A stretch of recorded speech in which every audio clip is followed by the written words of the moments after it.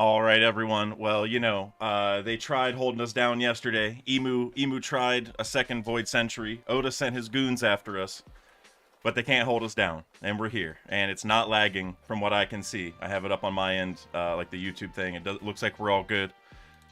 So, like I said, they can't hold us down. That's all it is. They tried and they couldn't. It's like Sun God Nika coming back after 800 years. They couldn't hold him down. You know what I mean? Now, luckily, I didn't have to go through all that trouble, to come back. It was only a day's wait, but they tried. And I don't know if this was a big deal, but after the stream ended yesterday, I walked outside, and there was like a torrential downpour, like it was like thunderstorming. And I didn't have any outages, like there wasn't even any in my area that were reported, but I also wonder if between the cell phones and the storms, there was something going on near me, and that's why that happened. So I don't know, but I want to give you all a big apology for even dealing with that. I thank you guys for being here. We already have like 50 plus people, so that's amazing. Thank you guys. And again, I'm sorry for that. Out of my control, out of all of our control, but we're here today, and we get to talk about the peak. And after watching some streams and talking to people, I have some cool ideas to share. So not saying it's a blessing in disguise, because I would have much rather, got through the supers yesterday, but there may be a silver lining here where we get some cool insights because I've had more time to think about it. Usually whenever I do my reviews, I need like a day or two to think about it, which is the biggest issue kind of with doing the redacted reviews, to be honest with you, is like I need time to think about what I'm going to say, because I don't like just doing a review. I like having some insights. That takes a while. Putting the video together takes a while. Then it gets out, almost right before the next chapter. So it's like, anyway, that's a whole other discussion. But what we're here to do today is go over the super chats and talk more about this chapter. 3-Day, you said that I post in Discord. I didn't. I am going to. Thank you for reminding me. Well, I posted it yesterday, but I should post it, or I should just tag everyone again. Thank you for the reminder. I need some music in my ear. I'm sitting here like with only hearing my voice, and I was like, something's wrong, and I can't hear any music. You guys probably can. You guys could probably have the lo-fi. All right, cool. Thank you, 3-Day, for the reminder. One of the community goats. 3-Day, I actually mentioned you in my Shiki video because, well, I don't want to spoil it all, but the Moonlight Tree stuff we were talking about, and you mentioned some Adam and Eve stuff. Let's just say that I definitely, more I thought about it, you made a very good point a couple streams ago, and I brought it up in the video. All right, I know we have to get through the super chats from yesterday, but I'm just going to get through this one from Lonely Mage right now, just before we get started, because once we get started on the old ones, I'm not going to stop. And David Cott, if you're here, we're going to start with yours, because yours is where all the issues started. So we're going to get you a full answer, David, all right? I tried so many times, and it kept lagging. It's going to happen. I don't know if you're here, but if not, I'm sure you'll check the VOD, but you're the first one. Lonely Mage with the $10. I appreciate you, man. Chapter was amazing. I've never felt the story so close to the end as that last panel teasing Vegapunk's announcement. Facts. That's such a good way of putting it, is like, you go back to Ohara, and when Clover was about to reveal the name of the Ancient Kingdom, which I think that is what he's about to say, but, I've heard some other fun theories, but you go back to there, and you think now, oh, we're getting the ending of that, right? Like Clover started it back in Ohara, and now this is like a clear sign that the story is getting close to the end, because like that is getting answered, and like the world is going to know it. Like that means, all right, well, the great cleansing's coming, the Emu is about to start doing more stuff. Like there's all sorts of things that could happen once the world figures that out. So I totally agree, Lonely Mage. What an amazing chapter. It was crazy that the stream kind of, lagged out on that one. I mean, every chapter's kind of peak, if we're being honest, but last chapter was definitely something special. Like between Saturn's form, Luffy with like one of the coldest panels of all time. We're in the end game, like for real. So I totally agree, Lonely Mage. And Jake Fegan, one of the community goats with the 5 gifted memberships. I appreciate you, my man. Sway Shocks, Debus, Blue Vert, not Lord Vegeta, never mind, you just chatted in between. Profius X and Dow all got memberships. That's amazing. To all those members, and Jake, because I know Jake's been a part of it before. Again, I'm hoping to get back to those TCG giveaways soon.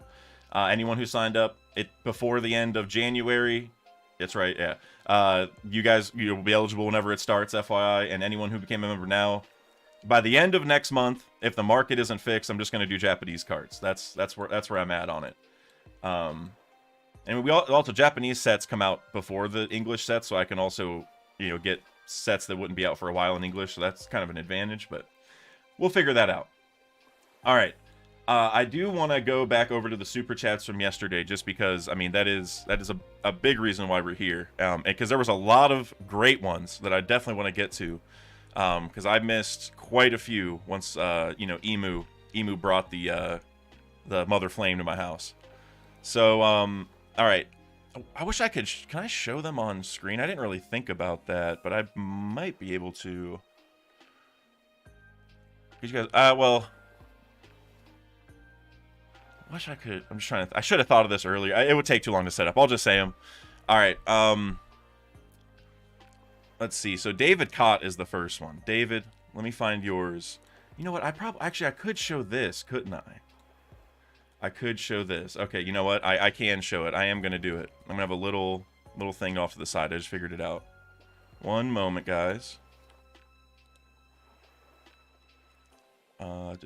Window capture.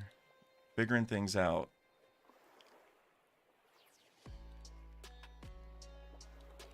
Let's see.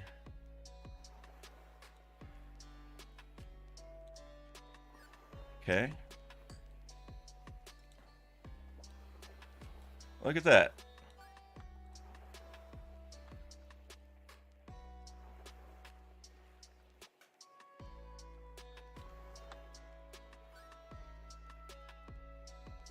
And then if I do that, will it?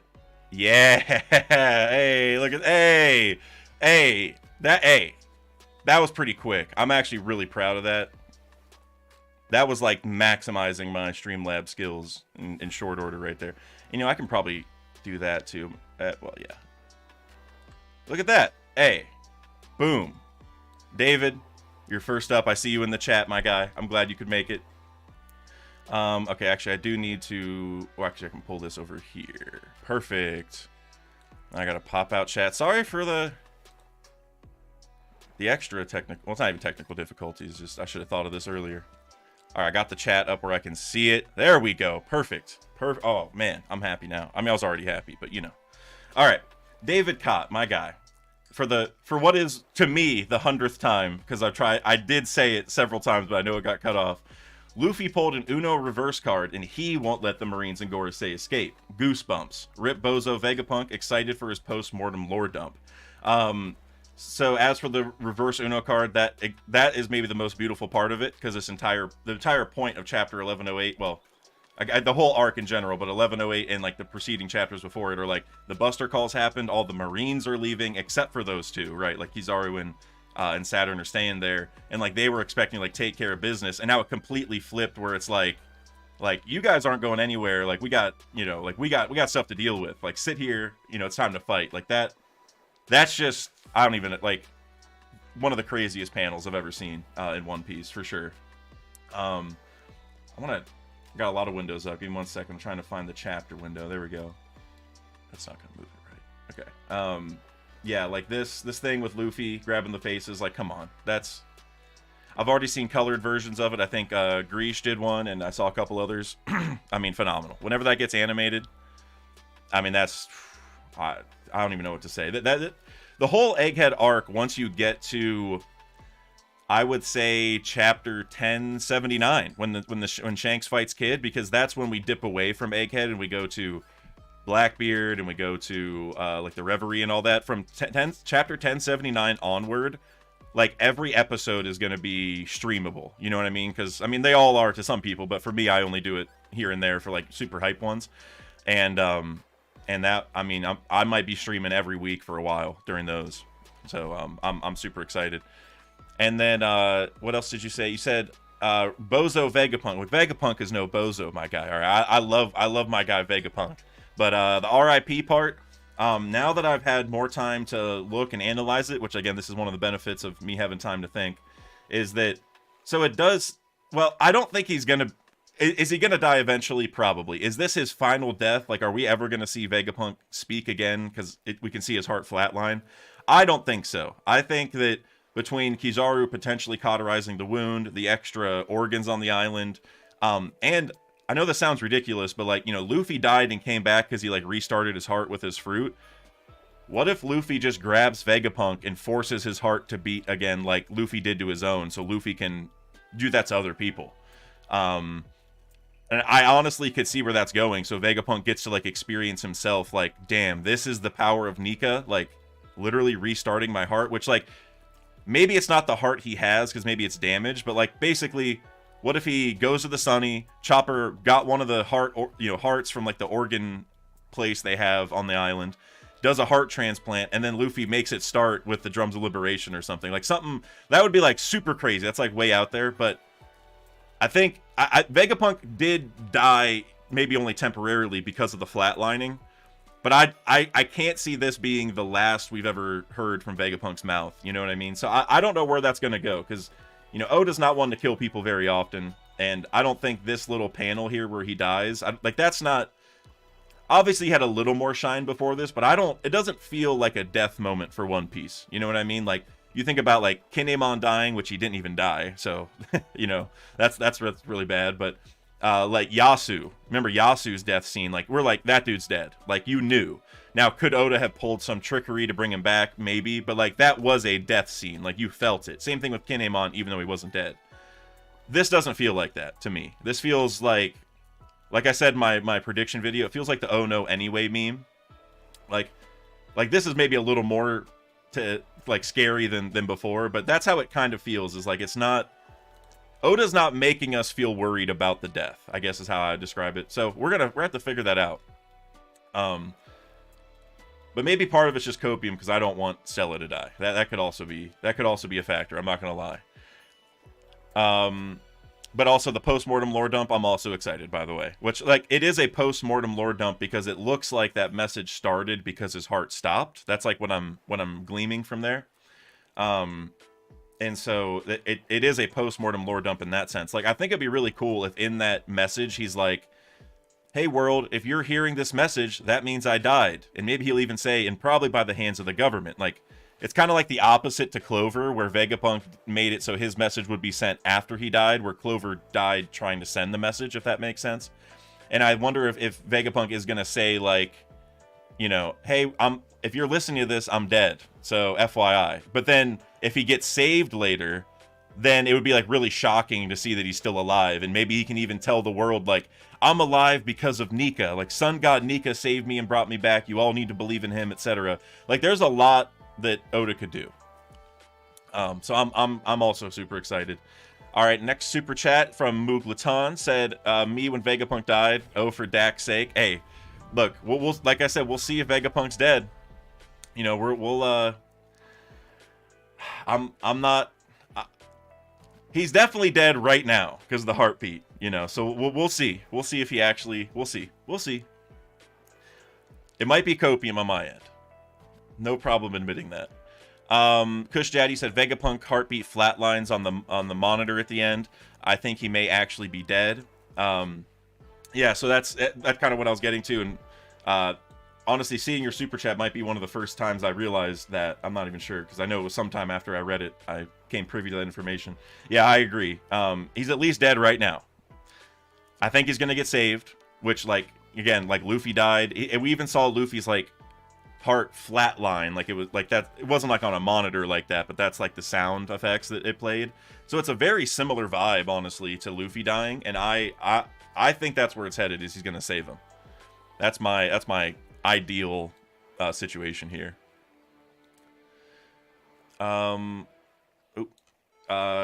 Yuna, I'm not sure if I know I can't say your name right for the life of me, but Yana, Hakero, best 3 chapter streak ever incoming.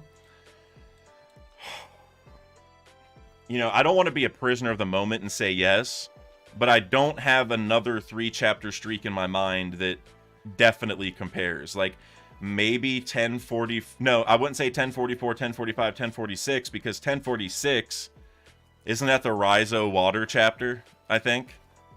I mean, maybe 1043, 44, 45, or 43, 44, yeah, 43, 44, 45, maybe. Because, like, the setup of Gear 5th, Gear 5th reveal and then some of the powers being shown of Gear 5th. But it's up there. It's up. This is insane. There's a lot of 3-chapter stretches of this arc that could be in contention, I feel like.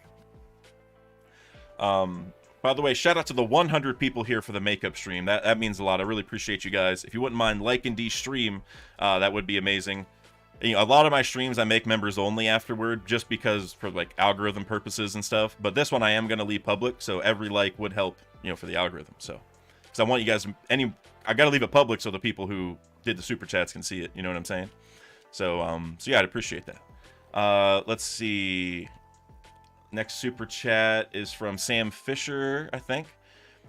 Someone did point out that a monitor flatlines before the message, so it could be a pre-recorded message sent to go out in the event of his death. Okay, also what I was saying, see, this is, like I said, once I get to sit down and, like, read the chapter and listen to other people, like, it's like a lot of the details come to light. So, like, I see a lot of people have said the same thing, which I probably read one of these, and that's how I figured it out. But, yeah, Sam, I completely agree. The pre-recorded message part, I think that is, like, you think back to the beginning of the arc, because even the way this is paneled in the corner, it's very similar to the beginning when Shaka was like, Dragon, I think I'm going to die today. Remember, like, he was on the Den Den Mushi there, so that's like, there's like a parallel there. He's talking to someone, and it even ended with like a dark black background panel in the corner. Like, it was a very similar panel structure.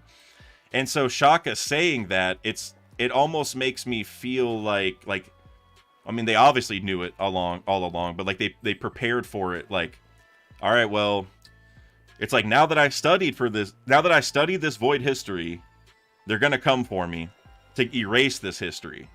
So I need to preserve it somehow. Well, I should just tell everyone. Like I don't. This also proves to me that Vegapunk is definitely a good guy, and I know, like, I think that's pretty clear. But a lot of people, like, you know, brought up he has like mixed motivations, working for the government, doing, you know, kind of hurting Bonnie and Kuma, you know, in certain ways as part of these agreements. But this, to me, is like, I mean, there's been several things, but this is one of those things where you just know Vegapunk knows the bigger picture. He's a good dude. And I'm a massive fan of this. Massive fan. Mr. Bushido with the €2 super chat. Scholar is Yorkie. I mean, if he's alive, you know, we'll see. I mean, which I'm down for him. I'm down for Yorkie to come back. I do like the Robin's dad idea. I think that's the funnest one. But, like, the easiest answer is Saul. But it's just like Saul wouldn't have been a scholar until after that. Like, he was never called a scholar that we've seen him. But could it be that after he de-thawed and he got the books, he became a scholar? And so that's how Dory and Brogy know him, because Saul isn't from Elbath, so like they don't know him other than his connection to Ohara. That's probably what it is. That's like the most likely one.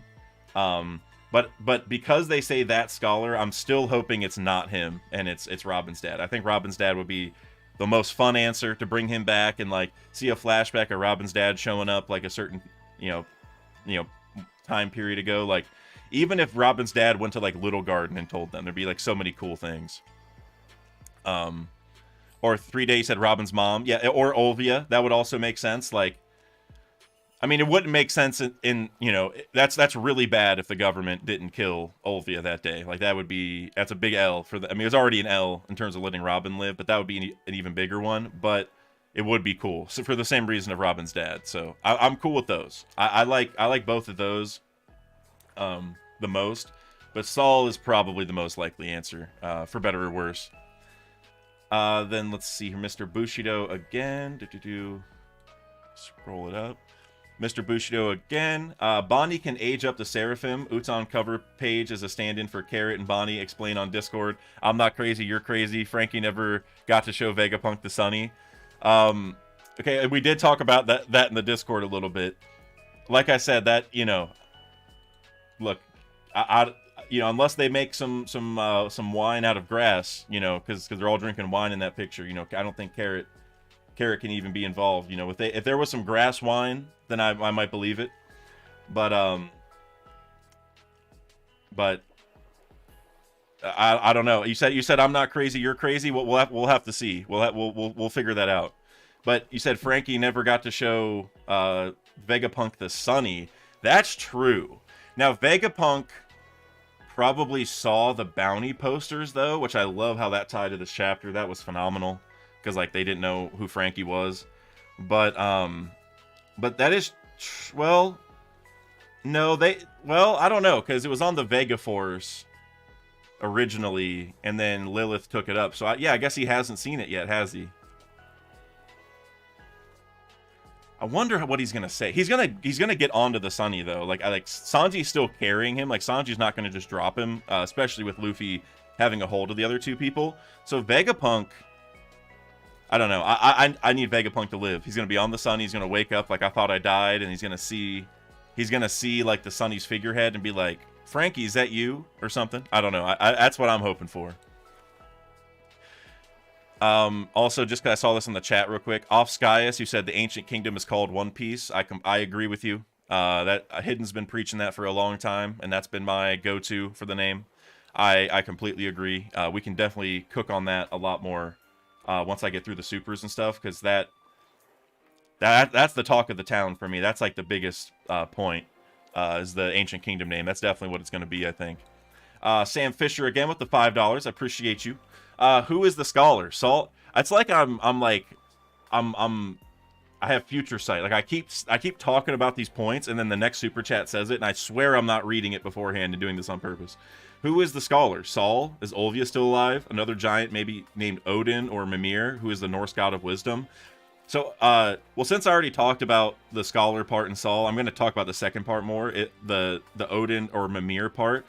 I do expect that when we get to Elbaf, we're going to see a lot of giants with Norse mythos names. And Prince Loki is like the obvious one, right?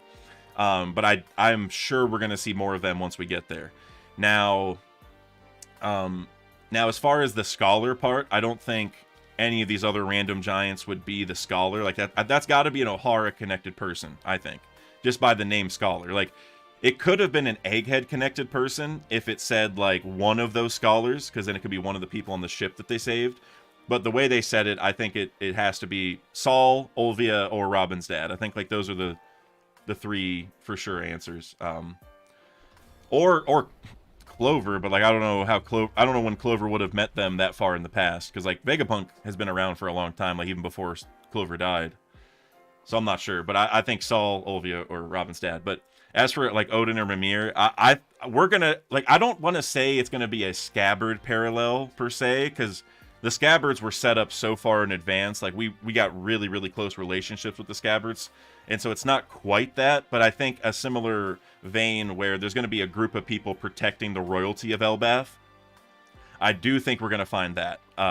And a lot of them are going to have Norse mythos names. That's like one of my predictions. So Loki would be the head of them because he's like the prince. He's the one they're protecting. He's the Momo of the situation. And I think the rest of the giants with him that are like his scabbards, quote unquote, because remember, Loki's like 70 years old or something. So I think they're going to all have Norse mythos names. I think that would be a really cool connection. And you mentioned like Norse god of wisdom. I bet you each of the names will tie... I don't want to say it's like a Vegapunk satellite situation, but I bet you there will be... Like Loki, Prince Loki, he'll be a trickster like the real Loki. And then I think each of the other ones will have a tie to their respective Norse god as well. Adam Corona with the $2 super chat. Bonnie joining the Straw Hats feels more likely than ever. I have seen a lot of people say that. Personally, I think that it's definitely a Revolutionary Army or bust situation. I actually would say that the pacifistas being under Bonnie's control is like a for sure Revolutionary Army situation, because on one hand, I don't think the Straw Hats want a whole army of pacifista with them. Like that's just not their style. Like maybe they would want it. Like Frankie might think that's cool and want it, but that's like Oda's just not going to do that, I guess. Like, and I don't know if that answer sounds like legit, but to me, like that, I can't see Oda finding a way to have like the, he didn't want the Grand Fleet with him. I can't see him wanting all these robots either, even though they're cool. It's just like that's a bunch of them, and so I would say that like for the Revolutionary Army, like they're an army, you know what I mean? Like they need forces. That's like their thing. Also, Kuma was a part of the Revolutionary Army, so it's like they get Kuma again, which would be cool. And then Bonnie would have to be there to command them. So it's like wherever they go, she has to go. And then I think the coolest part, on like by far my favorite part of the pacifistas ending up with the revolutionaries, is that, remember, Dragon wanted Vegapunk to work for him way back at the beginning, but he didn't have money. That was the entire thing, is Vegapunk's like, dude, you guys are like a ragtag group. I need money to do what I'm doing. So it's like the revolutionaries got what they wanted anyway, even though they didn't pay for it, right? Like the government foot the bill for them, and they just still got the weapons out of it, right? I think that whole plot line is just too good. And so I'm still big on Bonnie joins the Revs. But I mean, you're not alone. I'll put it that way. I know there's a big coalition. I think on my poll it was like 36% or something wanted Bonnie to join, and 64 said no. I think so. There's a big and there was like 20,000 people that voted, so that's like a lot. There's a lot of people. I don't want to do the math, but a lot. Okay, I can't scroll up anymore, so I'm gonna have to just edit the window capture is all. So the next one is from Mr. Bushido, my guy with the €2. Read as the stream was crashing, probably. Stream crashed, Daxake never existed. Unfortunately, truer words have never been said. That was frustrating yesterday, guys. I was like, it was also frustrating because I'm like, the most frustrating part is that I didn't know if you could hear me or not, so I'm like, do I keep talking? I don't want to keep talking because then I'm gonna have to repeat what I'm saying, some of it, because you know what I'm like. I didn't know what to do, but we're here today and it's working. So I appreciate you. Thank you, Mr. Bushido. And then Adam Corona with the $20. So Adam, I think this is the one where at the beginning of the stream you said like, has the chat not moved? Hold on. I got so many windows open. Yeah, the chat's not moving. I don't know why that's happening. Hold on. One second, Adam. We're going to get to this because I can see you're cooking. I know you brought this up at the beginning of the stream. Why is this not... Oh, is it because this window is... Hold on. I don't know why this is happening. And we're going to figure this out.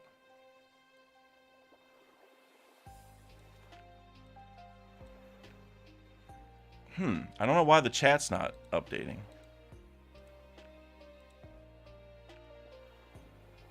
Here, I'm going to do this, and then... Oh, it's not there. Okay, that's why. Okay, that's very strange. Paz, I just saw what you did, my guy. I saw that. The 10 gifted memberships right as I looked over there. Just trying to fix the chat real quick. And then YouTube chat. I don't like having the chapter up like that. Don't smite me, Oda. All right, there we go. That should work now.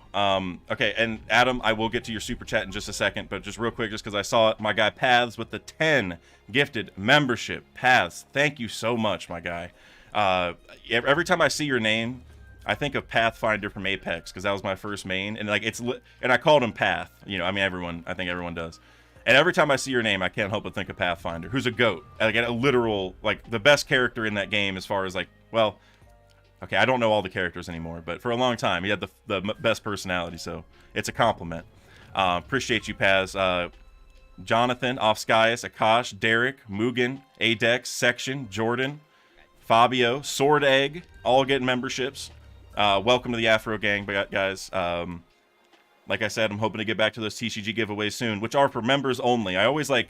I know most of you know that, but I always forget to like make sure I say that, and that's like the reason why I bring it up when the members are gifted.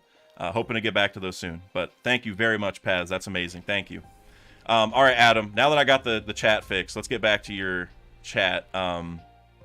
So at the very beginning of the stream yesterday, Adam super chatted me to tell me he had a big theory to share, and I think this is what it is. And so I've been waiting to hear this for almost 24 hours now, like 23 and a half. So Adam, you said, my theory is, what if Blackbeard wanted Boa's Devil Fruit to unfreeze somebody rather than to freeze enemies? I'm with you on that for sure. If someone had the power before and maybe froze someone like rocks, could also be connected to unfreezing the giant hat in Marijois. Oh, Adam, I am 100% on board with what you're saying. You're absolutely cooking. I think that's the reason why I think whenever they were talking, Boa said, like, because Blackbeard didn't ask this specifically, but Boa said like, oh, you can't unfree someone from the past. Like, I have to do it. If I die, you can't undo them. Like that. Like, he was saying that because Blackbeard's crew members were turned to stone and stuff. Like, well, if you kill me, they're not getting turned back. And so that might be, you know, a hint that Blackbeard does want to turn someone back, and he learned that he can't. And I think Boa could be lying, or she just doesn't know that her awakening can do that. Something in that realm of things. So I'm 100% with you. But what I want to say, Adam, is you need to go check out Reassemble Joy Boy on Randy's channel if you haven't already. I might even post a link. Because oh wait, I don't. Oh yeah, I can do that. Oh wait, I might have just froze the chat again. No, I didn't. All right, cool. But trust me, Reassemble Joy Boy. That with what you just said, if you believe that, you'll like this theory. That's what I can say, like guaranteed. Randy and I cooked this up like live on one of his Theory for Theories, and he ended up turning it into a whole video. It's like at like 80K right now, so definitely go check that out after this. I recommend it to anyone who hasn't seen it. That is, I mean, I co-signed it. We literally made it together on stream. Like, we were like, all right, let's just try theorizing on this, and we came up with it in the middle of a stream, and it was like it was amazing. And I'm happy he made a video on it, so definitely check that out if you haven't. But it's long story short, it's what you're saying, but the poneglyphs are the stones that need to be turned back. That's the gist of it. And then the last super chat from yesterday that I can find, but I know there's some members stuff that I have to get to. That's just in a different section than this, so I will get to like member chats and all that. But this is just for super chat specifically right now. The last super chat from yesterday was from Partha, one of the community goats, one of my first members of all time. Not sure what the actual name of the ancient kingdom is, but I think its epithet will be the kingdom that won peace. That's really cool. That is amazing. I do think One Piece, like the story name, I think that will be the kingdom. And then tying it to the treasure One Piece, I think the situation is that, well, there's a lot of ways to read into it. I like the way you put it, but I think the treasure is named the One Piece because it's like, it's the story of the kingdom of One Piece, right? So that's why there's a lot of reasons, but that's one reason why the treasure is the same name as the kingdom, because it tells you about the kingdom, right? Like, it's not, I don't, you know, obviously I think it's an afro, but it's a way of conveying information, because afros, you always see memories inside afros in One Piece. Like, that's actually a video I'm doing on Redacted, by the way. So I'm doing the 6 Devil Fruits of God Valley, but then after that, I'm going to try to get every example of like afro memories. I don't know if that sounds like so weird to put it that way, but I want to go through every single example where we've seen someone's memories from the story conveyed through an afro, because there's legitimately at least 20 times in the story where that's happened. And I want to just go through all of them because I think that evidence is pretty powerful, and it's just Redacted seems like a good place for that. But tying it to the ancient kingdom, you know, I think the kingdom is going to be One Piece, and the story that they get at because Laugh Tale it's a tale. That's why it's called Laugh Tale. It's a story, and that story is going to be about the kingdom of One Piece, and that's why it's that name. And so the question is, what is the item that conveys the information to me? That's like what the One Piece is. Like, what is this thing that's going to tell us about the Void Century, the ancient kingdom, and all this stuff? And I think it's just going to be an afro because you put it on and it like downloads it or whatever. But you know, like a lot of there's some other good examples that fit in the same kind of thing. All right, so that's all the super chats and super stickers technically from yesterday. I'm gonna go over to. I guess I can just close that now, can't I? If I can figure it out. Window capture, delete. Yes. Boom. Okay, there we go. Now I got to go through the members stuff, which I have. That I can't really show you, but there's only a couple of them. So I'm just gonna. And there's also a Twitch one from my guy Time Lord, one of the goats. Let's see, Saran Wrap. I saw you said like the stream on Twitch yesterday with the subscribe. I don't know if it's a Prime sub or not. I don't know if I can tell, but I appreciate you. ZMP. I think I did read this one, but I just want to reiterate. Need the ancient kingdom name like I need air. ZMP, I completely agree with you, my man. I've been literally, I think since chapter like 1070 at the latest, like early on in Egghead. I've been saying that it's going to be the Ancient Kingdom name, and it actually, you know what? I want to bring this up too, real quick. I'll show you guys. Because I did a bingo board with Marshall D. Preach. There it is. I did a bingo board with Marshall D. Preach, like a year ago, I want to say. It was like February. It was definitely like springtime at the latest. I can't remember exactly, but we don't have bingo yet. I think there's only like a couple, maybe one that is right so far. A couple that are wrong. I got Luffy punches Saturn first wrong, but that's fine. The point is that the Ancient Kingdom name in the top left, I'm blue and Preach is red. My very first one was we're going to get the Ancient Kingdom name whenever we did the bingo card. So I have the receipts. I have literal receipts for this. Right when it starts, because whenever you do a bingo card, the corners and like the diagonals are the most important because they're involved in like 3 potential bingos where everything else is 2, so you got to be careful. So I was like, Ancient Kingdom name, I'm sold. It's going in the corner. And I mean, honestly, that diagonal with like one Vegapunk joins Blackbeard, that's possible. Light Gloves end up helping. I think that is still very possible. And then Sanji fawns over Doll. All he's got to do is see her. So I think that diagonal is a good chance for a bingo. That's our best one, I think. But yeah, so ZMP basically say I agree with you. I need the Ancient Kingdom name like I need air also. And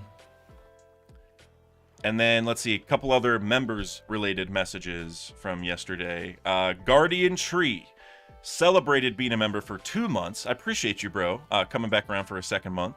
When the boss music is the drums of liberation. Also like these stream folks. I like that because it's like Luffy completely flipped the script, right? Like it's a very daunting situation. I mean, like it's obviously good versus evil, like obviously, but it's Luffy's like taking his level of goodness and like his smiles and just how powerful he is, the freedom, he's like making that sinister to the villains, right? Like the villains look at his fun lovingness as like terrifying in the way that we look at the way villains act. Like Saturn with like those eyes and the venom noodles and all that stuff. That's like probably how Saturn looks at Luffy in Gear 5th. You know what I mean? So yeah, like the boss music's the drums of liberation, like 100%. I love that.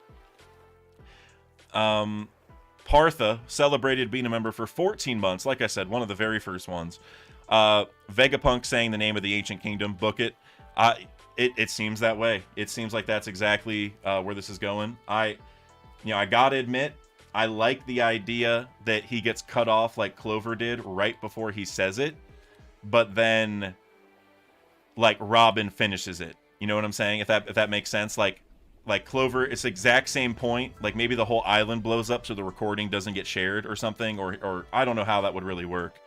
Or Saturn has some crazy power to shut it off. I don't know. But then Robin finishes it, like, because then it's just like all of them are so closely tied, the Will of Ohara and all that, and Robin being like the symbol of like, I am gonna finish this mission for you guys, like that could hit so freaking hard to be crazy. Like that's like the best case scenario, is that Vegapunk hands it off to Robin who finishes it. I think that there'd just be so beautiful. But alternatively, I'm cool with Vegapunk doing it too as like his final send off if he does die. Which I still hope he doesn't, but you know, we'll find out pretty shortly, I think. Not much longer left in Egghead, I would imagine. Time Lord used 69 bits yesterday on Twitch. I appreciate you, my man. Brandon King. Time Lord is Brandon King, FYI, same person. You remember how this arc is filled to the brim with Ohara connections? I do. Well, we got the conclusion to the Saul thing and the books thing surprise endings. What if we legit get the end of what Clover was going to say? Yeah, 100%. The name and truth of the Ancient Kingdom. And keep in mind, anyone listening, he said this way before any of the super chats I've been talking about. He's like, he probably put this right after I read it, FYI. Something that we can't believe is real, tying back to the reality theme in this arc too. Oda, if it is, I want it to be Shi no Kuni. This has been his theory since for like a long time, like a year maybe, or close to it. I remember you bringing this up a long time ago. But I'll be happy with anything, honestly. Next chapter will be legendary. If it's Shi no Kuni, you know immediately I'm shouting you out, Brandon King. Or Time Lord. I don't You're Time Lord here. I don't think you care which name, but you know I'm shouting you out immediately if that comes to fruition. You're the first person that's getting some credit, because you are like the only person who's bringing that up. And for anyone who's curious why that's like a legit answer, and Brandon King, I might butcher it, but so Shi no Kuni is like land of the dead, and it would be it's a inversion to what we kind of expect from the ancient kingdom. It could tie to like Shandora trees and stuff like that, because that's like souls were tied into those, like their ancestors were tied to those trees somehow, and it's like, could the ancient kingdom have taken that a step further and just been like the whole land of the dead in some way, where they, I don't know. And now maybe I'm taking it too far, but maybe they mastered life and death to a degree where, like, even if you died, they could bring you back or something. I don't know.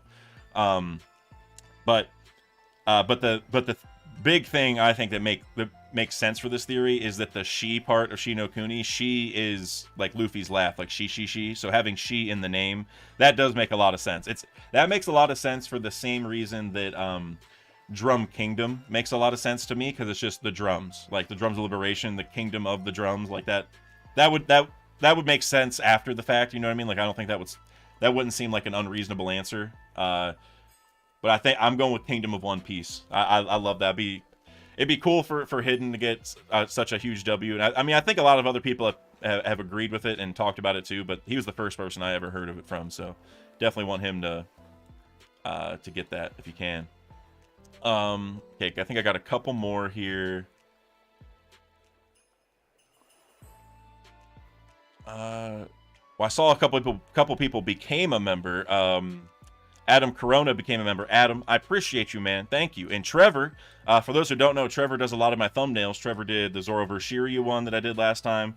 Did the Egghead predictions one from before that. I think you did the one before that too. I mean, he's always in the description, so you can figure out which ones. But Trevor's a great artist. Highly recommend him.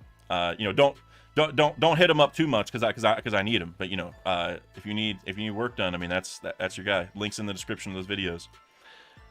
So on my end, I got everything, but the only things I can't see are membership gifts.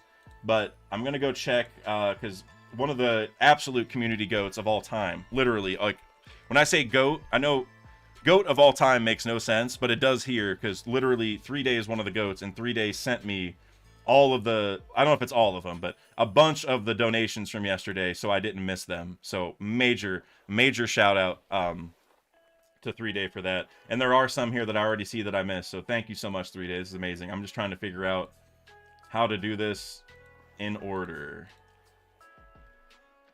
Well, some of these I think I said, but I'm just going to go through them anyway, because it'll just take a couple seconds, because they don't have chats attached to them. So towards the beginning of the stream, Hunter joined the maybe this is later. I can't remember. Again, I don't know the timing. Hunter joined the Afro Gang. ENRP joined the Afro Gang. And 707 Crispy joined the Afro Gang. I know I mentioned some of you, but thank you all for joining. Lonely Mage gifted 5 memberships to the Afro Gang. Lonely Mage, I mean, what am I even supposed to say at this point? One of the absolute goats. If you haven't checked out Lonely Mage, you absolutely need to. He did a reaction. I think you did it yesterday. You already reacted, right? I think I saw you in the chat. Yeah. You already reacted yesterday. Definitely go check out the VOD. But Lonely Mage, great creator. Just started relatively recently. Thank you so much for the 5 memberships. That means a lot. Vegeta, I read yours, but you said let's go. Almost our 1-year anniversary. I know I did read that, but thank you anyway. Shiki video coming soon, my guy. I should just send you the script so you can read it. Vex, you also gifted 5 memberships. I think I did mention that too, but I mean, you deserve another shout out. Vex, absolute goat in the community. Everyone go subscribe to him.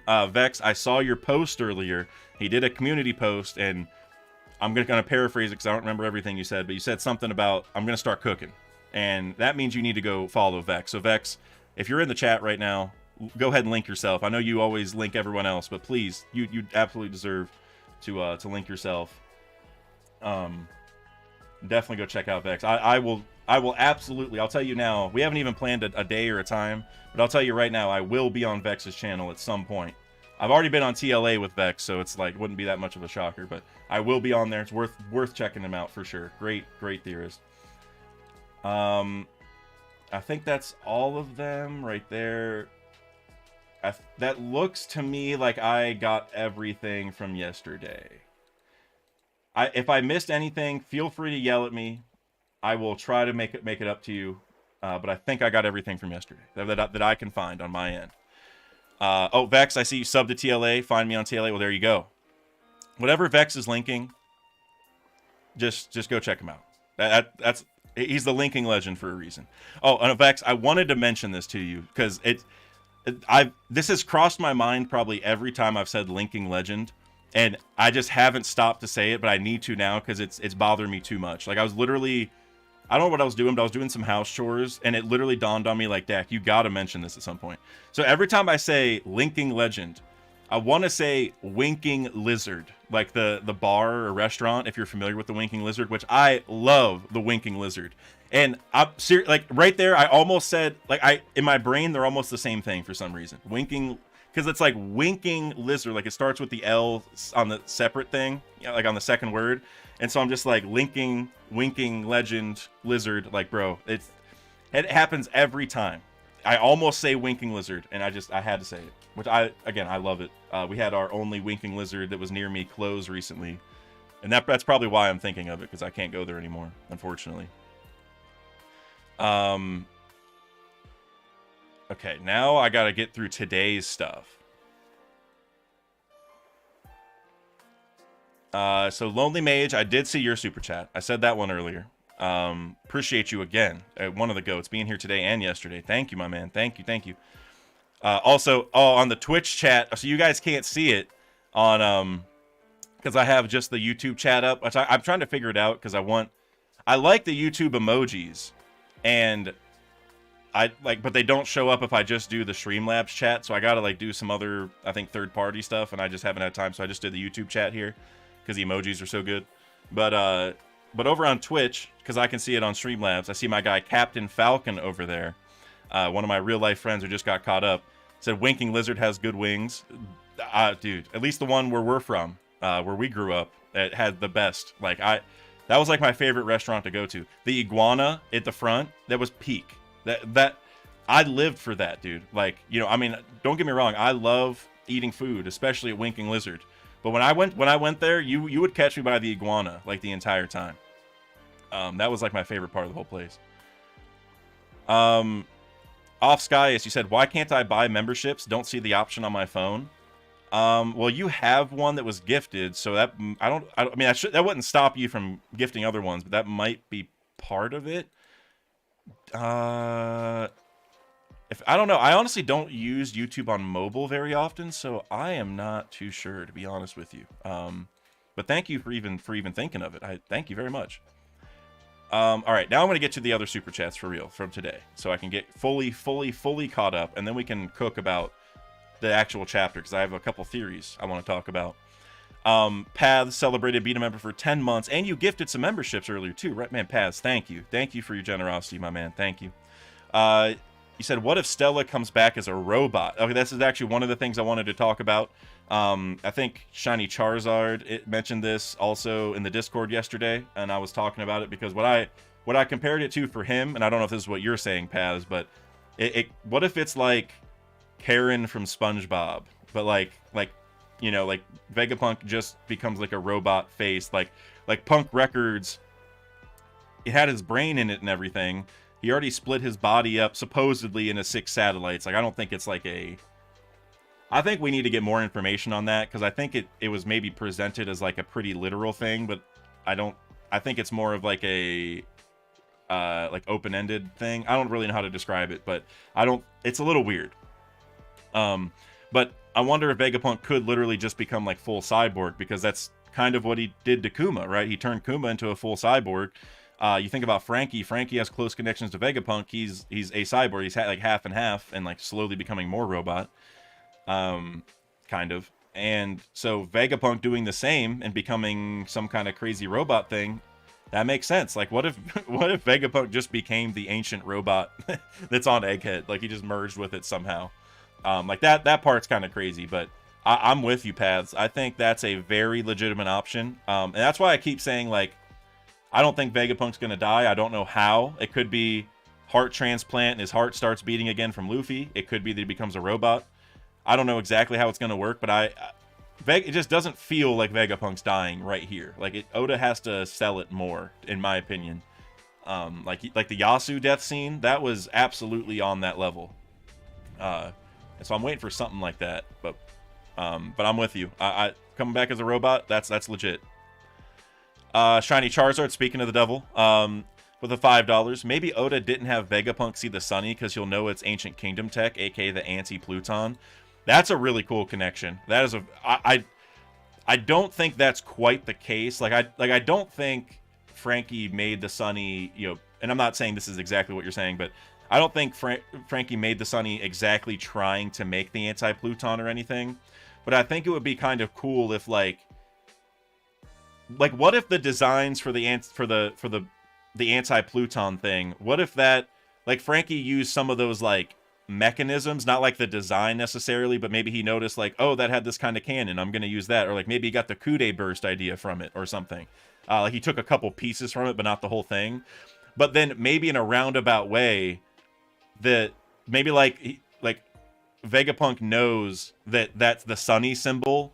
That's important for a different reason. So it's like a roundabout thing where like Frankie didn't know that the lion was important or the sun part of it or anything. He just did it because he thought it was cool and his like mission with the ship and everything. But maybe it does connect in a different way. Now, the only issue with that, I think, is like Vegapunk should have seen the bounty poster already. At least I would imagine. So then he might already have an inkling of it, or he would have just known about their ship in general. But I no matter what, I think for sure, like whenever he sees the Sunny, there's going to be something special where Vegapunk has some revelation of some kind. It's hard to pinpoint because based on whether he's seen it before or not, that would change a lot of the context here about what he could say about it. But I think it is important that he hasn't seen it, and why I think he should ride on it for a while and help Vegapunk, help the crew, like make Frankie smarter. That sounds like that's a bad way of explaining what I mean, but I think you guys know what I'm talking about.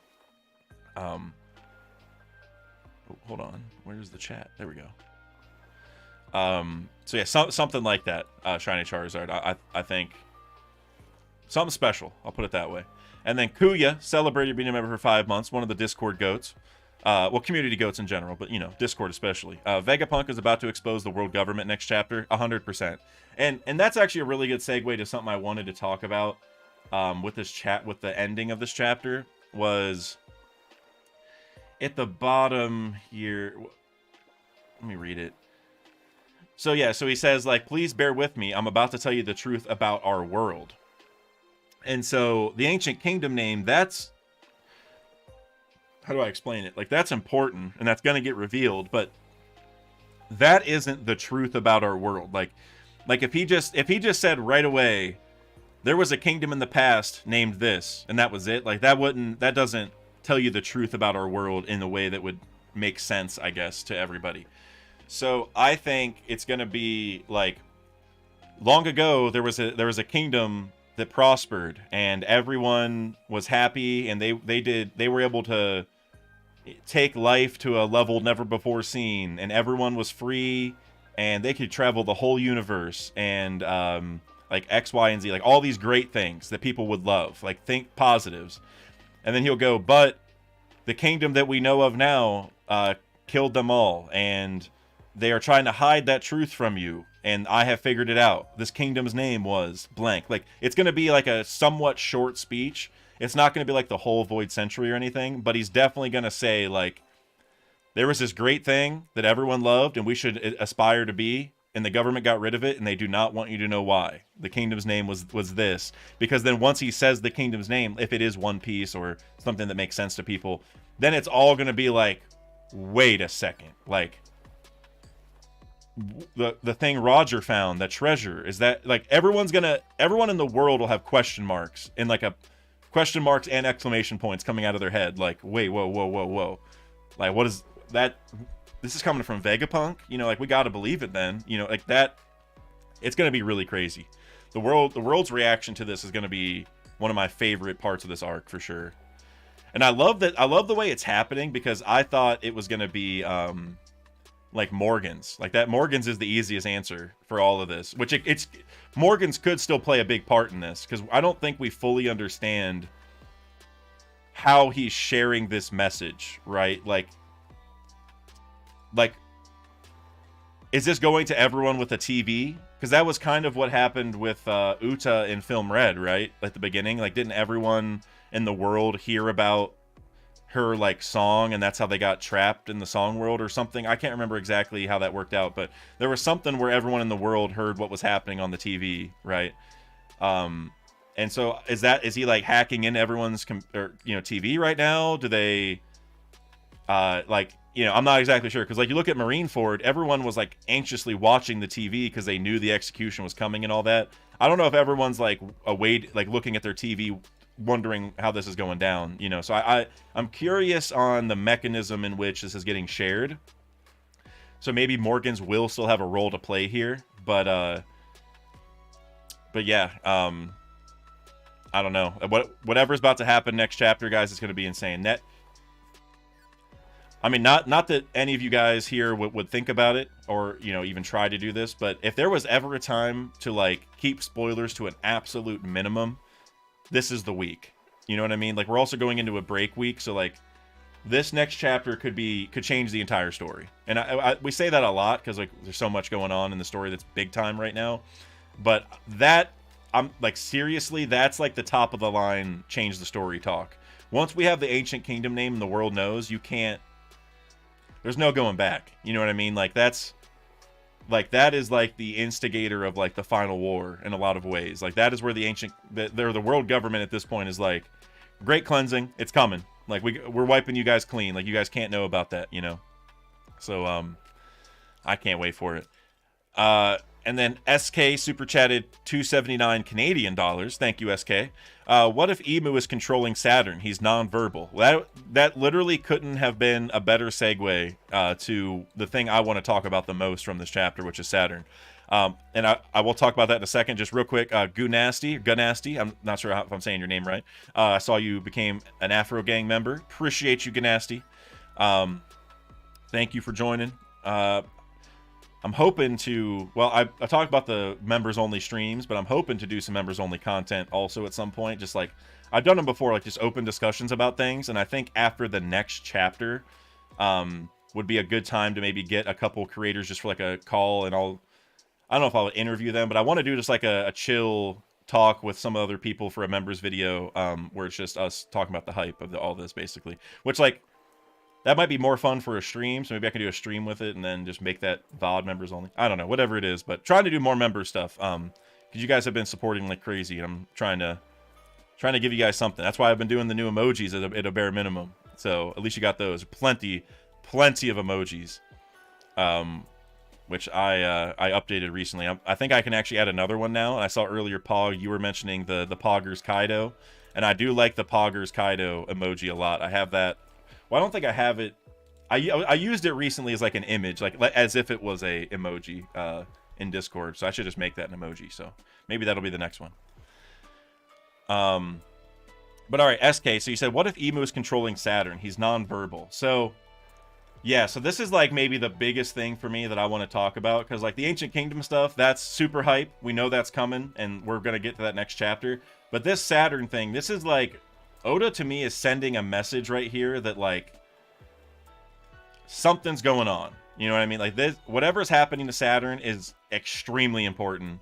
All the Gorosei will be able to do this. Now, is it Emu controlling them? Are they possessed by some other entity of some kind? Something's going on. You know, I'm not exactly sure. But hold on one second. All right. Cool. Sorry. So got a couple of notifications that I just had to check. So I don't know what Oda's doing with this, but I mean, like you said, so you said Emu could be possessing him. I think that is possible, but the other option I might pose is that the way I described this yesterday, because I was talking to King Recon, I was in his stream, just chatting a little bit in the chat. This to me feels like Saturn is in his like realist form, like his most raw form, if that makes sense. Like, Because even Sanji says, like, looks like he's given up any pretense of looking human. And not that Sanji would know everything about the Gorosei, obviously. Like, it's, you know, but I think it's just Oda foreshadowing a little bit that, like, the Gorosei aren't human. This is the real them. This is what they normally are like, but they've humanized themselves to fit into this world that they are existing in. That's my current expectation on it, is like we are seeing the real, like, when Emu first recruited Saturn, this is what Emu was recruiting. That's how I feel of the situation. And a lot of people have brought up ties to the Jailer Beasts of Impel Down, because they were awakened zones, but like couldn't control it. And so a lot of people have brought up, like, oh, has Saturn like lost control, or maybe he did it on purpose because like the lost control version is stronger, or something, or there's just like another level to mythical zones that are awakened. And I think that not to discount all of that, because like it's legit, but first off, we don't even know if Saturn has a devil fruit exactly. Like, he has devil fruit like powers, obviously. He has the god ribbon and stuff, but we don't know if he's actually eaten a fruit or if this is some other weird nonsense, right? So so for me, I think it, at least tying it to the Jailer Beast of Impel Down, you know, even if Saturn had a zone fruit, the whole like losing control thing doesn't make a lot of sense, at least in the context that we know it, because it was said by Shaka earlier in this arc when talking about Lucci that like zone awakenings, like usually they lose their mind, but this is different. Like, this is crazy. He's in full control, whatever. And so it gives a sense of like if you can control it, if your will matches, then you're good. Like, you can just control it. Not that, like, I guess what I'm saying is, if you can successfully control it, it would seem weird if you could later not control it. Like, if you got so flustered or mad or whatever, you couldn't control it. Like, that, to me, it just seems weird to have that dichotomy. Like, I feel like it would be one or the other. Like, either your will matches and you're able to control it, or you can't, period. Like, and I could be wrong. That's just my own 2 cents. And the reason I explain all of that is, so while the Jailer Beast of Impel Down can maybe act as a parallel here, maybe not an exact connection, but a parallel, well, think about the fact he had Venom, right? He had Venom noodles, not just regular ones, but Venom. And when Magellan awakened, well, we think it's awakening. I don't think he said it, but I presume it's awakening, but we'll figure it out. He became like a Venom demon, right? That was like what he called that form. And it was like burning, like it burnt stuff. Like, it's pretty much like what he has right here, just Venom, I guess. He like upgraded the poison to Venom. And the reason why that is so important is Magellan and the Jailer Beasts were both like guardians of Impel Down, right? Like, they both were tasked with keeping prisoners in line in Impel Down. So even if it's not the losing control thing like the Jailer Beasts, the fact that Oda is showing us at the same time these something paralleling the Jailer Beasts and the Venom, way too important of a connection. And I want to tie this to something I mentioned in my Zoro vs. Shiryu video. So if you guys watched that and saw the ending part, because the ending was a foreshadow for a future video, which I am going to start doing that more often. Not because I like teasing you guys, but because sometimes I'm like a lot of the information I just said in this video ties to what I'm saying, so I'll tease that. You know, I can't go through the whole thing because the videos would be hours long, but I am going to start teasing things at the end more often, just because it's just an easy segue, honestly. But in that video, what I brought up was that, and this will be a full video eventually, so this chapter helps a lot, honestly, is Blackbeard went down to level 6 at the very bottom of Impel Down and got 5 people. Like, Shiryu was in a different part of it, but he was in level 6. It just wasn't that same area of it, but he was down there. So Blackbeard got 5 people from level 6, the very bottom depths of hell, you could say, because Impel Down is a hell parallel from Dante's Inferno. Well, what if the Gorosei are also from the real hell? Because there's 5 of them, right? 5 people from level 6, 5 Gorosei. We're seeing now Impel Down parallels with like potentially the Jailer Beast, potentially Magellan with the Venom. So now we have even more of that. Now the question is, were the Gorosei in the real hell as prisoners, or were they there as like guardians? Because they're if he's paralleling Magellan and the Jailer Beast, that might mean he was like a jailer of hell. But I'm thinking it's more like the Gorosei were just like the scariest devils that hell had to offer, like literally the worst ones. And Emu was like, well, I'm getting them to join my team.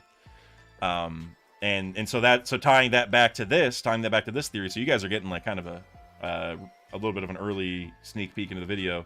Looking now at Saturn in this form, it's like this is the form I think was living down in hell before Emu went and recruited him to join and brought him up from the depths of hell to like be one of his main crew members or whatever.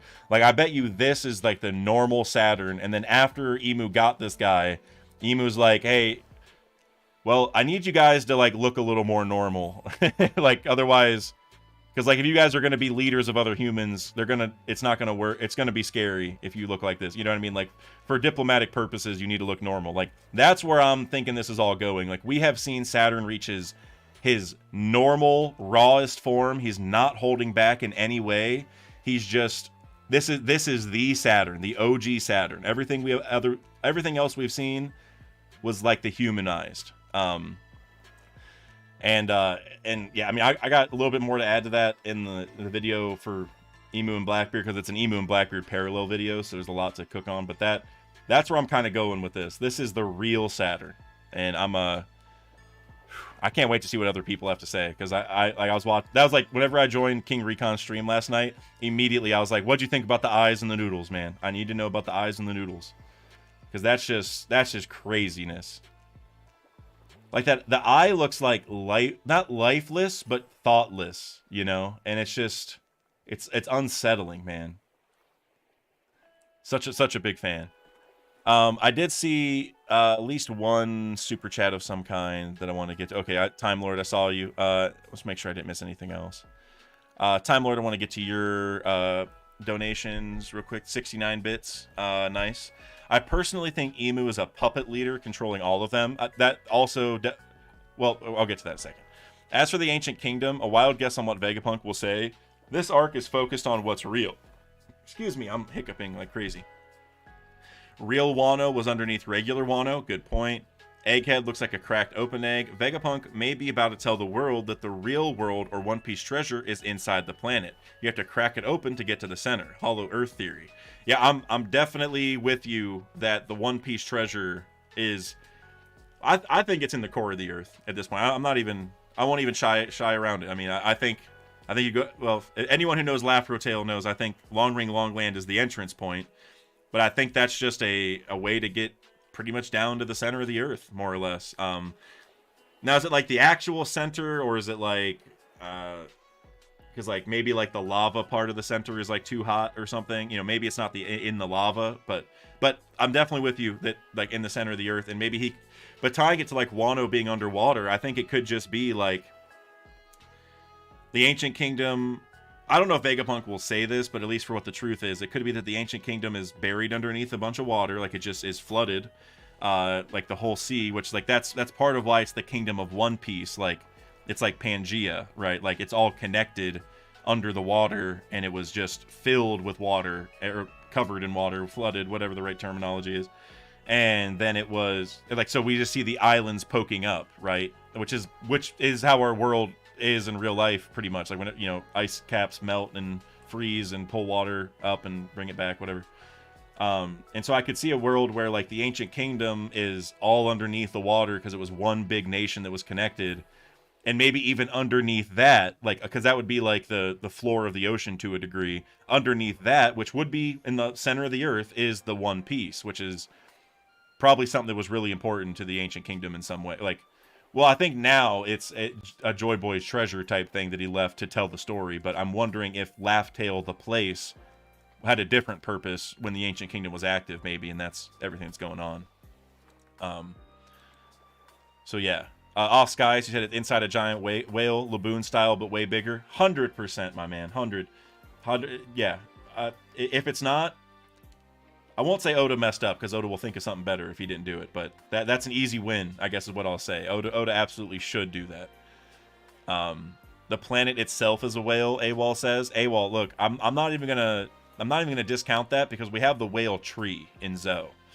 So like we've seen that, you know, like not that a tree is like the planet, but it's, you know, grows from the planet at least, so it's like there's a little bit of a connection. So it could maybe there is something there. And then inside that whale is, or maybe the universe is just a whale. You know what I'm saying? Or like the entire everything we're in is just like a sphere of a whale, and Emu has kept everyone in that whale this whole time. Like maybe there's like a whole luxurious kingdom outside of this whale that no one knows about, and we're all just stuck inside of it, and that's the goal. You know, that's a little out there, but like I kind of like that, like because whenever you were in Laboon, there was even like a fake sky, like it looked like the sky was above you, but it wasn't. It, like the clouds didn't move, and so I think it'd be kind of cool if there was like if we were in just like a terrarium in One Piece, and Luffy like broke out of the terrarium or something like that.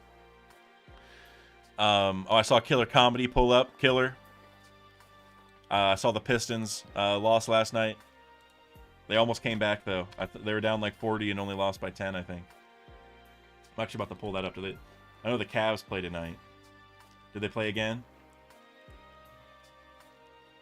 No, the Pistons don't play tonight, unfortunately. Like you got the Michigan title, so I have to shit on the Pistons every chance I get, because whenever you win the college football title, I mean you're locked in. You know, you got it made for a while. I'm pretty sure the year I went to Ohio State, for those who don't know. I'm pretty sure the year that we won the title, which I was going to school there during that time period, I think, because I was also a Tom Brady fan, I think Ohio State won the title the same year the Patriots won the title. I think it was the same year we beat Seattle, maybe. So I got both in the same year one time. So I'm just, you know, it can happen, Killer, but it's not going to happen this year. I was rooting for the Lions, though. You almost had it too. I was rooting for them. That's why I'm making the Shiki video, the golden line. I had to, you know, I had to give you some props. Demetrius, hey, that is a perfect segue. Demetrius, has the lurking legend been revealed yet? That's actually Vex in the chat. Vex is actually, so it has been revealed. But other than Vex, there is another one, and I think it's Shiki. I think that's it.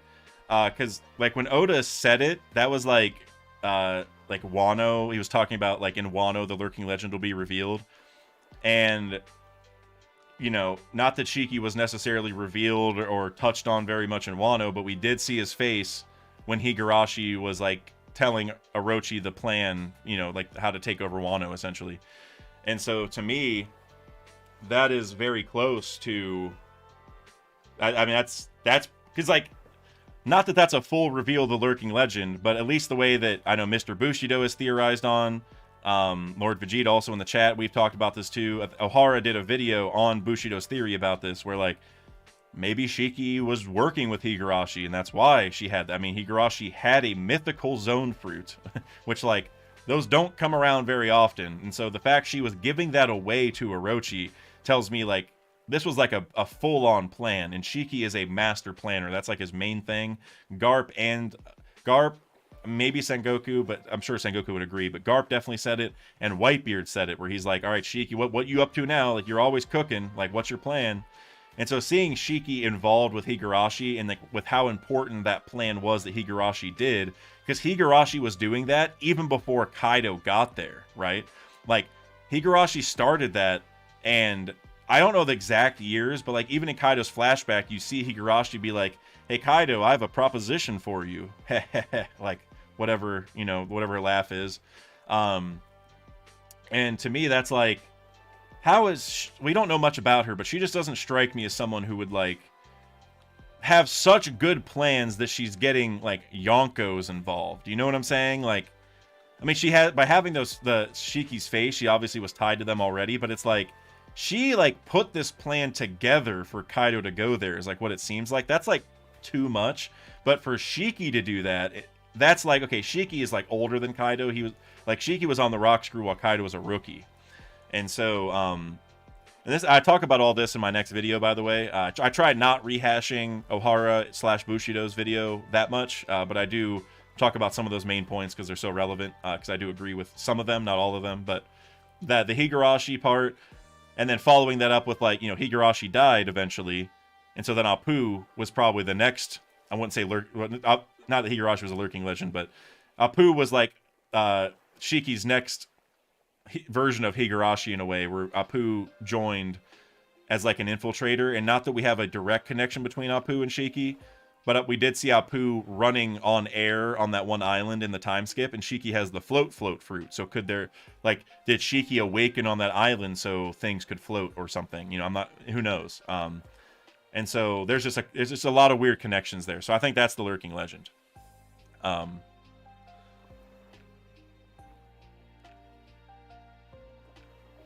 Let's see. Oh yeah, Killer. You said Shiki OMG. I just remembered that comment I told you about Shiki being from 8 Mile, and then him and NL Eminem can hang out because you got the Golden Lion, who, you know, the Lions, the Detroit Lions, and then NL also evolved with the Sky. Looks like Eminem, who's from 8 Mile from Detroit. I'm telling you, there's a theory there. There's someone can cook on that. ZMP, you said my buddies were freshmen at OSU at the time and were going crazy for that title. Oh man, that was a crazy time for me. Like, I don't care about football as much anymore, but I was big into it back then, and I went to all the home games for the first few years, including that year. And what was I gonna say? And I remember that year that we won the title, we lost at home to Virginia Tech. And I remember that being like such a heartbreaking game, but honestly, that loss to Virginia Tech was my favorite game I ever went to. Because usually Ohio State wins by like 50 points, and it's like, I'm not gonna lie, it's not that much fun to watch. Like, I stopped watching them after a while because it just was boring. But like losing the game, for some reason, that was like the best memory. Like trying to like will the team back and like being in the game the entire time, like losing my voice and all that. Like that was probably my favorite game I went to, even though we lost. And then we won the title later that year, so that was cool. Zachary said one thing is Zebek to be the lurking legend so bad. The only thing with Zebek is like, and I could be wrong on this, but I feel like the lurking legend should be someone who's alive. Like that's why they're lurking, they're waiting to come back. And like Rox was said to be dead, and could he be alive? Could he come back in some way, or is he like a statue? Like somebody mentioned at the beginning, I can't remember, but somebody mentioned that too. Like, could he be a statue? And like they're gonna like that's why Blackbeard wanted Boa's fruit. I mean, my issues with that are, one, it seems like he's dead, so he would have to come back in some way. And two, Blackbeard's like carrying his will.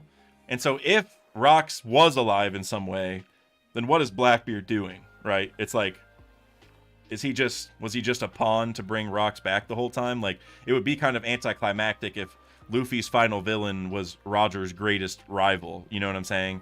Or greatest foe, however Sengoku worded it, like his first but greatest foe, whatever. So I think that's kind of the biggest issue with it, but Blackbeard has some kind of ties to him, so Rox will be back in like a roundabout way, you know, like his will is returned, which is the most important thing, I think.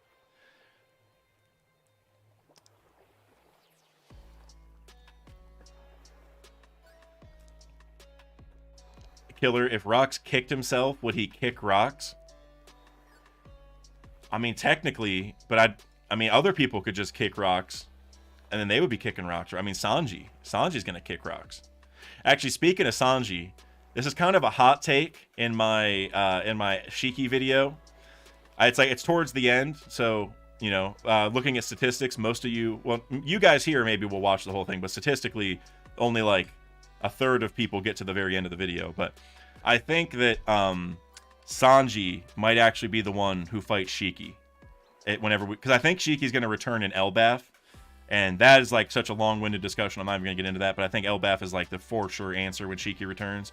But because Shiki's already had a movie, and because of that also, I don't think Shiki will be like the #1 main antagonist in Elbaf. I think there will just be like multiple antagonists getting involved in some way. But Shiki will be there, and I think Sanji fighting him could be where that goes, because for one thing, Shiki has the float fruit, so having Sanji fight him, because he can do, you know, skywalk really, really well, and he's super fast and all that kind of matches.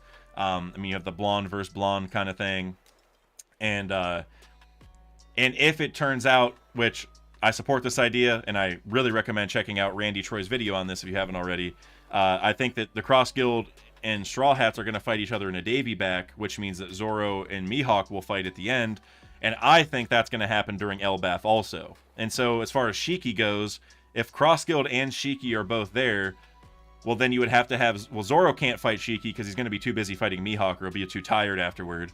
So then you got to have Shiki do it, or Sanji fight Shiki then, because that's like, I mean, Shiki is a Yonko level character. You know, there's like no debating it. That's actually how I start the video, is explaining why we have to care about this guy. And then also, Shiki has swords for legs.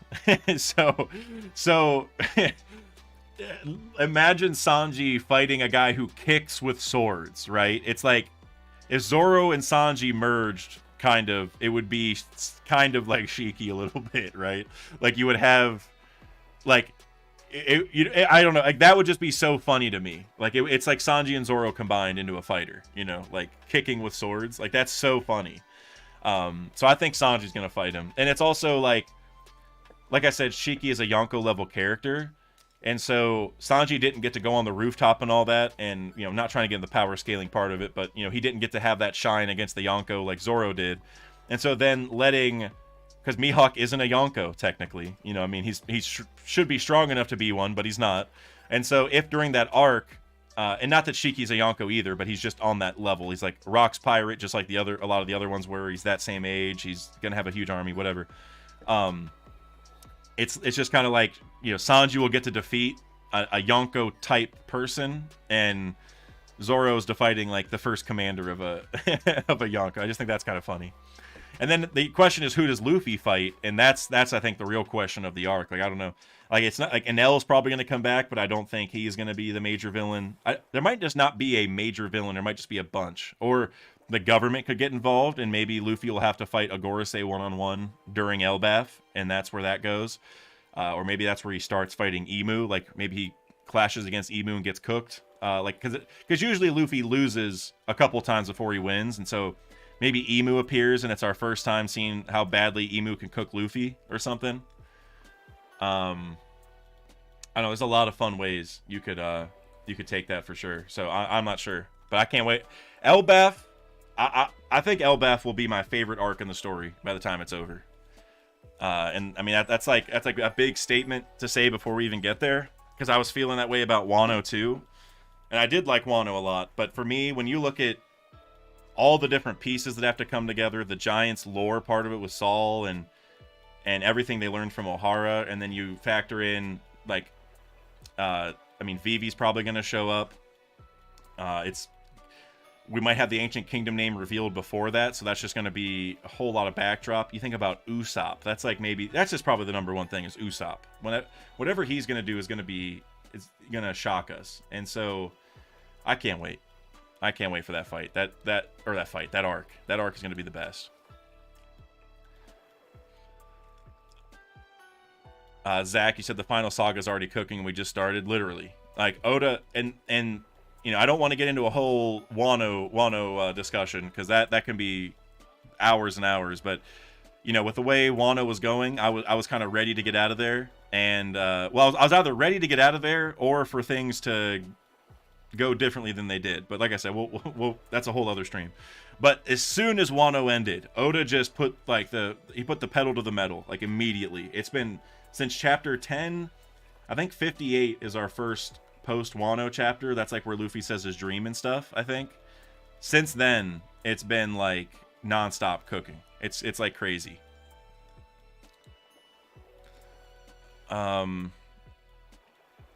Saeed, I saw you mentioned a mistranslation. You know, for that kind of stuff, I honestly usually wait till the official, because I mean, even then, I kind of like the scans more. Like, not that it's you know, more accurate per se, but I just like them more. But usually, whenever there's stuff like that, I usually wait till the official, because they're usually pretty on point with that. And that's usually why I do my streams on like Sunday. Last couple of times I did like a review stream. I did it Sunday evening and then like Monday at early afternoon. And the big reason why I like doing it then is because I get to read the official and talk about updates. And that's also another issue. This is actually a pretty good segue, I guess. That's another reason why I haven't really been doing the redacted videos. Like I'm trying to do them. It's just between taking some time to think about the chapter, think of like extra twists to give you guys, so it's not just like a complete rehash of like just, you know, reviewing like this was cool, this was cool, this was cool. Like, I don't like doing that. I like giving you guys, theories or insights or, whatever. And so that's hard to do quickly. And so I guess it was just a long-winded way of saying I might start doing those streams on Sunday night or evening or early Monday more often instead of redacted reviews, just because, I mean, that's easier for me to do. I have more time to think about it. I get to read the official, etc. And then maybe what I'm going to do is every break week, I'll do like a bigger video to talk about everything that's happened and stuff. Because then I just have more kind of predictions. I can talk more about, like, Oda's been meandering around this. Like, I can talk about Oda's tendencies over the last few chapters, and that it's just, there's more to discuss there if I wait a few. It's kind of what Murphy Napier does. I might start doing something like that. So I'm not sure. But a long-winded way of saying I'm trying to figure out redacted, I guess. But I am gonna get a couple theories over there soon. Captain Falcon said, "What is Luffy's new dream?" Or what is Luffy's new dream? Why did I say new? What is Luffy's dream? I think it is to eat the sun or grab the sun or mark the sun in some way.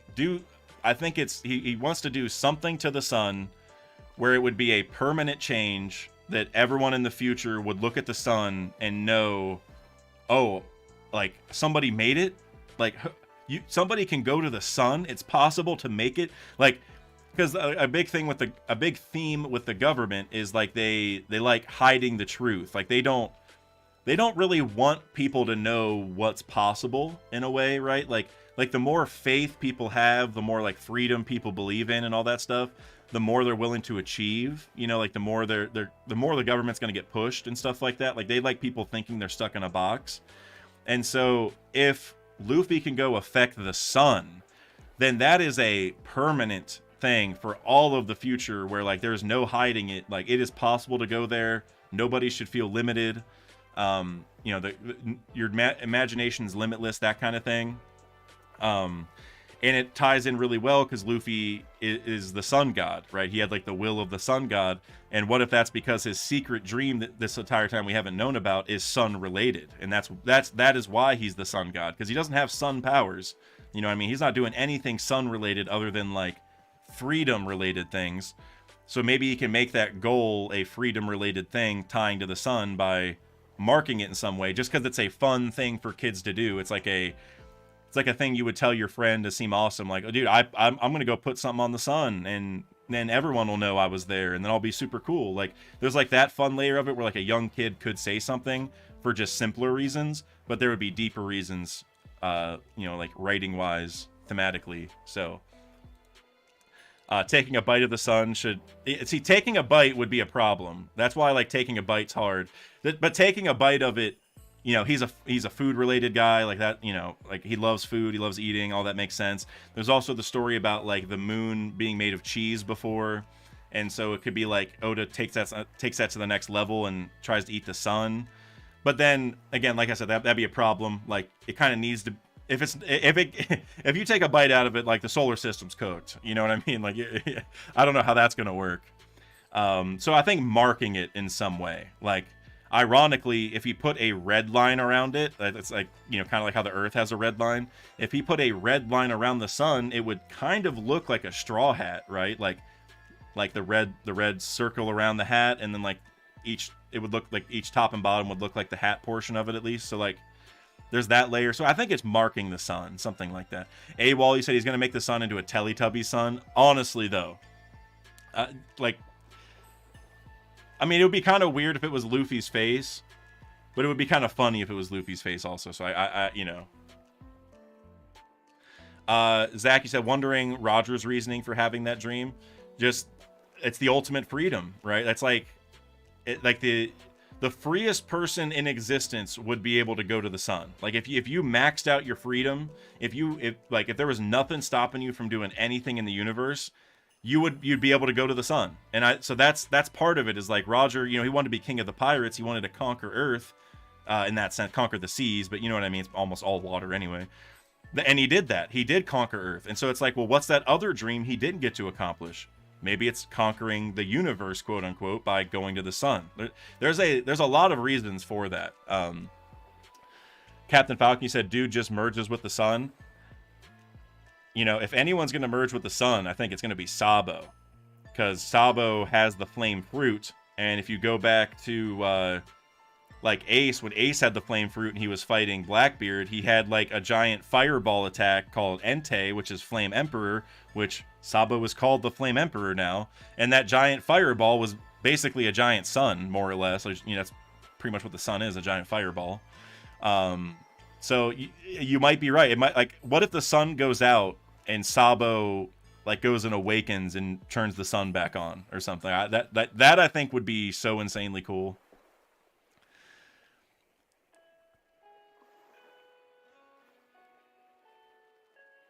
Muglatani said, imagine Gear 5 Luffy grabs the moon and uses the giant red rock to set it on fire and essentially turn the moon into the sun, turning the night into dawn. I like that. I like that whole idea. The only problem is if the sun is that close, it's going to burn the planet. You know, so he also has to, like, move it.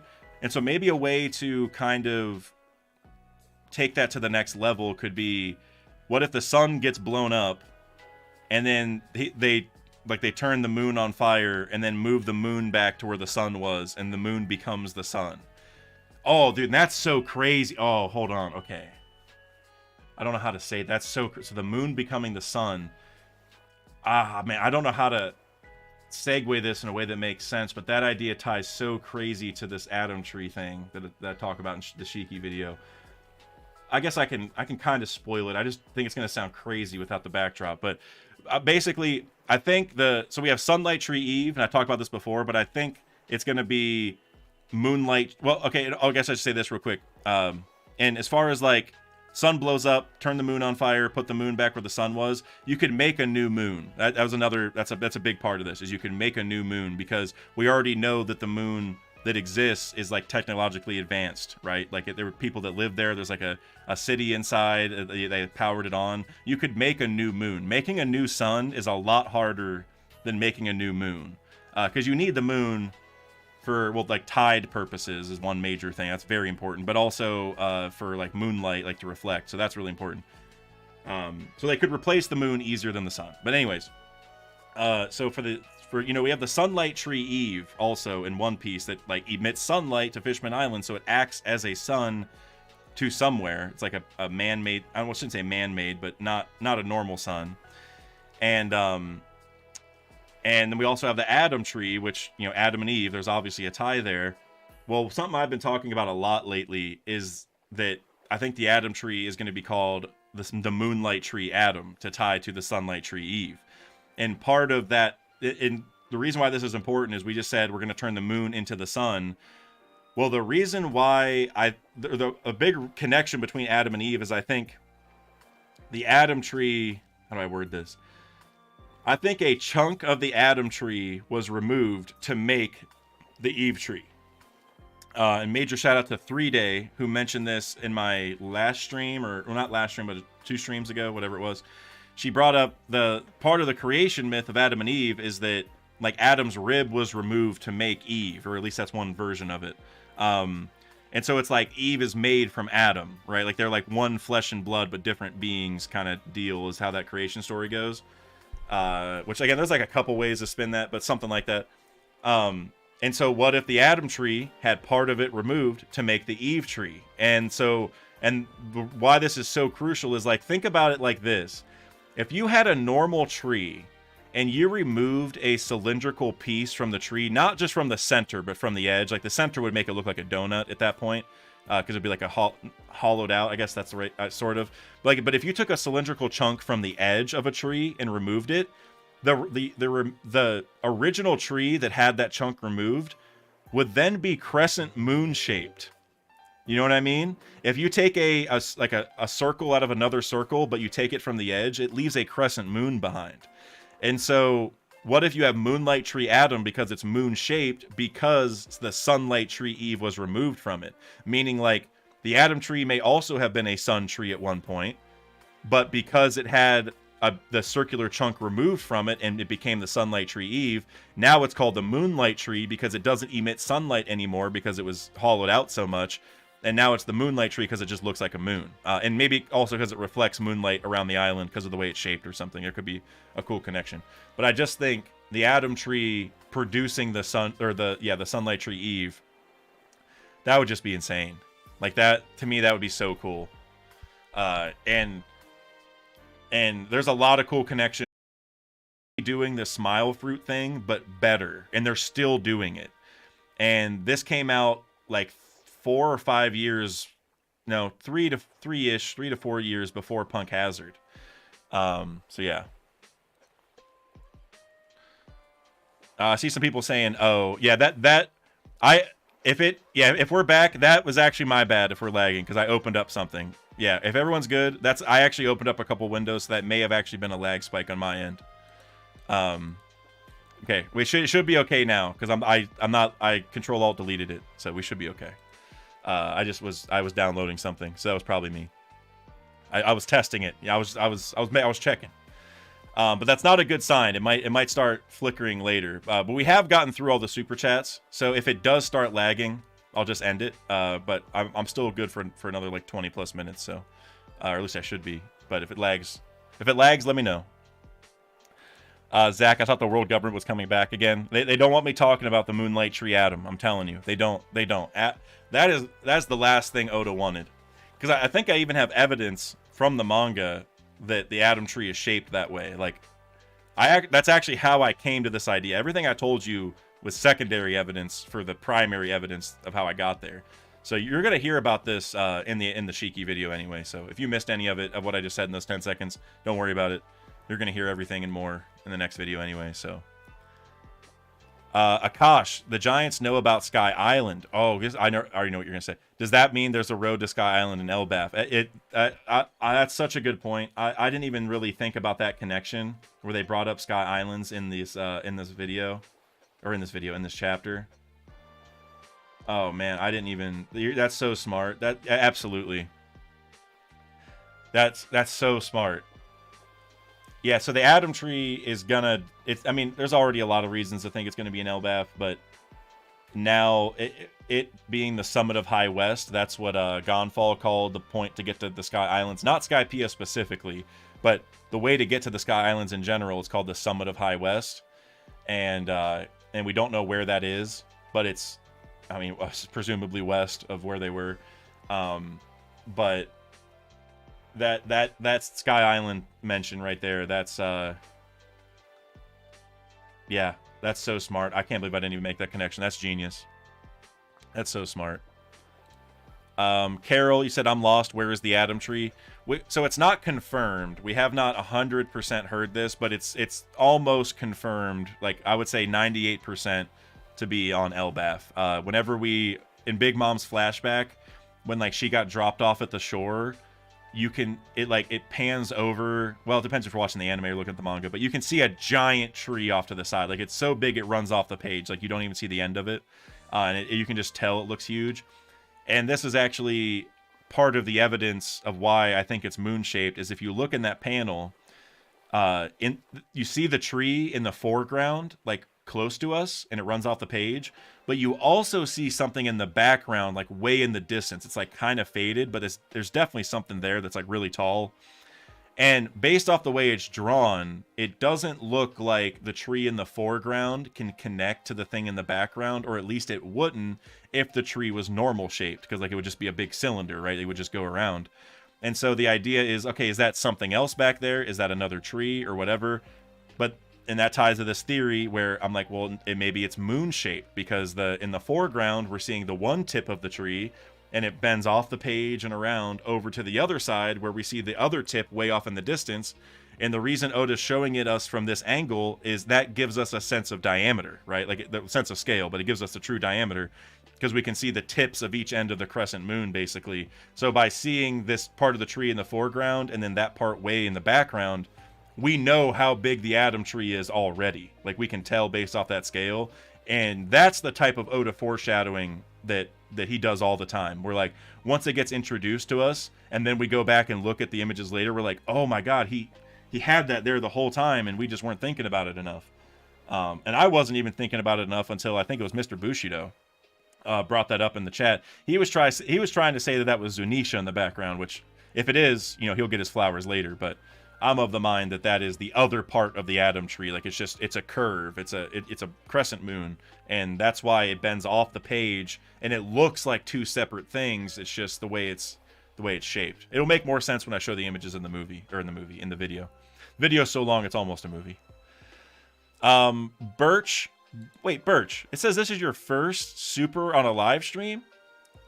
Birch, I feel like you've been around for so long, and I feel like you've supered before. Maybe I'm wrong though, but it says it's your first, so I'm not gonna tell the platform they're wrong. But it feels like you've been around, you know, for a lot longer than your first super chat. But I appreciate you with the $5.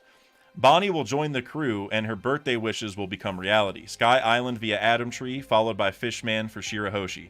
Well, you know, honestly, I would almost I hate to flip it on its head, but I almost think that those are reasons for the opposite, because I mean we saw Luffy go to Fishman Island, and so we saw the future thing from Shiarly or whatever, right? The prediction that Luffy will come back to Fishman Island and kind of like destroy the place. So there is a reason to think that he'll go down there, but I almost think like if that's the next time Luffy goes there is to destroy it, or you know, maybe that's not actually Luffy. Maybe like Katarina Devon appears as Luffy, or who knows, however that works out, right? But if the next time they go there is to destroy it, then I don't want Bonnie there. Like that's not a good thing for Bonnie to see, I guess is what I'm saying. But I mean, the Sky Island part's a good point though, because like we will go to the sky at some point in Elbaf, or we will bring the sky to us, which is what I think is going to happen where the tree falls. But I'd be so sad to see Bonnie get to Fishman Island and it just gets destroyed right in front of her. You know what I mean?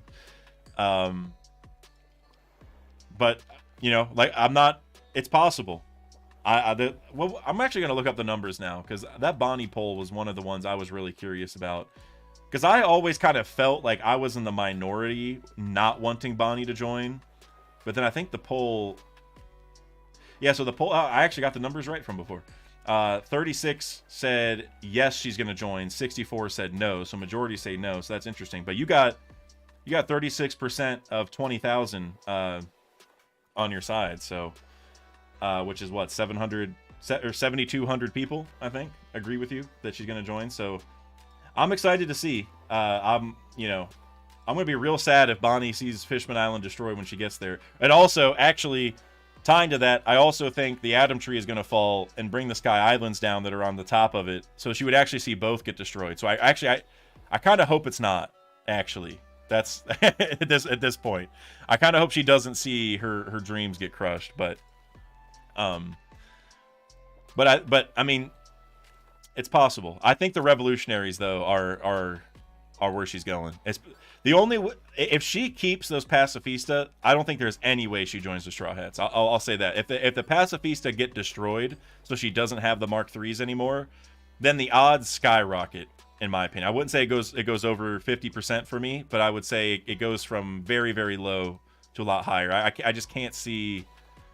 I can't see the Straw Hats keeping those things with them, and she would have to stay with those pacifista, I would imagine, right? So that's the biggest thing. The Revs could really use those those things. But you know, Bonnie's staying with the Straw Hats at least to get to Elbaf, because like they're trying to escape together. So she at least gets there and gets to a Sky Island, and maybe like goes to the Sky Island and like. Because it seems like once you go up the Adam Tree, if it is the summit of High West, I should say, if that is true, it seems like you get to go up there and then venture to other Sky Islands. Like it's a starting point to venture to all of the other ones. And so I wonder if, like, she goes there and just goes up the Adam Tree and then starts adventuring to other Sky Islands. And then so we just don't see her for a while or something, because her and her crew go and do that or something. I could see that. And then whenever the Adam Tree falls, she'll just not be up there anymore, and something, you know, she'll be out of the picture for a little while. I could see that. And that's another thing. That's another reason why Bonnie joining to me seems unlikely, not impossible. But we've had a lot of other supernova that I wouldn't say are quite in the vein of Bonnie, but they have been allies in some way. And not that any of them maybe have been as close to joining as she has, but like they're all still supernova. They have their own crews. They like her goal is Kuma related, you know, but like she did have her own crew that we still have to find. I don't think they're dead. Like Oda just doesn't kill people off very often, and we know that her crew are like people that were close to her mom and close to Kuma and stuff, and they've been protecting her for this long. So I can't see them dying so easily. Like if they are gonna die, I think we're gonna see it. Like I don't think they're just gonna Oda's just gonna be like, oh, they sunk and they're dead. So we also have to figure that out, like where her crew went, and maybe they're just gonna go to the Sky Islands together, and then they'll come back later and do something important. That's also another possibility outside of the Revolutionaries. But like for her to join the crew, it would need to be like they don't have the pacifista, and she doesn't have her crew, because it's like the crew, like Straw Hats aren't gonna let all those people join, right? So I don't know. We'll have to see what Oda's doing. And major shout out to the 140 plus people here on a Friday afternoon. I appreciate you guys. I know there's start of the weekend. I'm sure you guys got lots to do. And there's also lots of good streams today going on. I'm not ending it just yet, but I do want to shout out Hidden Island, who's going to be streaming in a few hours, because he's streaming 11:07 and 11:08. He's doing back to back. He was on like I don't know if he'd call it a vacation, but he was out doing some stuff for last week, so he didn't get to read the other one. So he's gonna get to do both. So that's gonna be really hype. I don't know what he knows, but I was talking to him yesterday, and I know he said that he's unspoiled on 11:08, which is the most important thing so far. And I was like, well, whatever you do, get off your phone right now. You know, don't go on Discord. You need to stay protected for that. I mean, 11:07 was amazing too. Don't get me wrong, but 11:08, like that was a hell of a chapter. I'm definitely gonna try being in hidden stream if I can, if I have time. I gotta go. I might have to go to my other job. I'm actually gonna check this text and see. Okay, cool.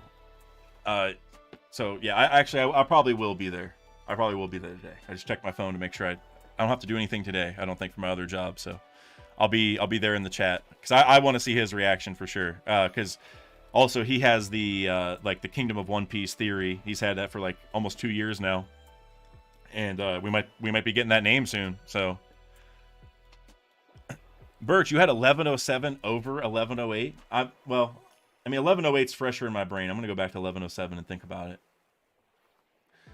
That was really good. This one was really good, start to finish. Like it started out hot. I love the Brook talk. The slander. Yeah, this was pretty dope. Seeing and then seeing Katarina pull up. It's tough because the Katarina and Van Augur aspect of 11:07 is like top tier for me. Like anything Blackbeard related is always gonna hit so hard. But there's something about. Let me find it. There's something about just whenever I saw Saturn's face. There's something about this image of Saturn's face. I'm gonna scroll it down so it's like a little more there. You can see it there. This lives rent free in my brain. This is in my nightmares. Like whenever I close my eyes to go to sleep, that's what I see. Is that face from Saturn? Man, it's so unsettling, and I wanted that. And then the noodle arms, dude. The noodles. I live for those noodles. Saturn was sending his nudes, the Venom nudes. I don't know if you guys. There's this. What is it called? Oh my god, what is it? There's this place, Roni's Mac Bar. That's what it is. I don't know if you guys have ever seen their shorts, Roni's Mac Bar, but they're a macaroni place, and they always call their noodles nudes in the video. And so I also do. I mean, a lot of people do that, but they're a channel completely tied to macaroni and cheese. And so, like in every video, they talk about the nudes. That's actually why I thought of noodles like immediately when I saw Saturn. Like the first word that came to mind, because I have watched so many of their shorts. I can't stop watching the macaroni shorts. I don't know what it is with their with that channel, but I love that channel.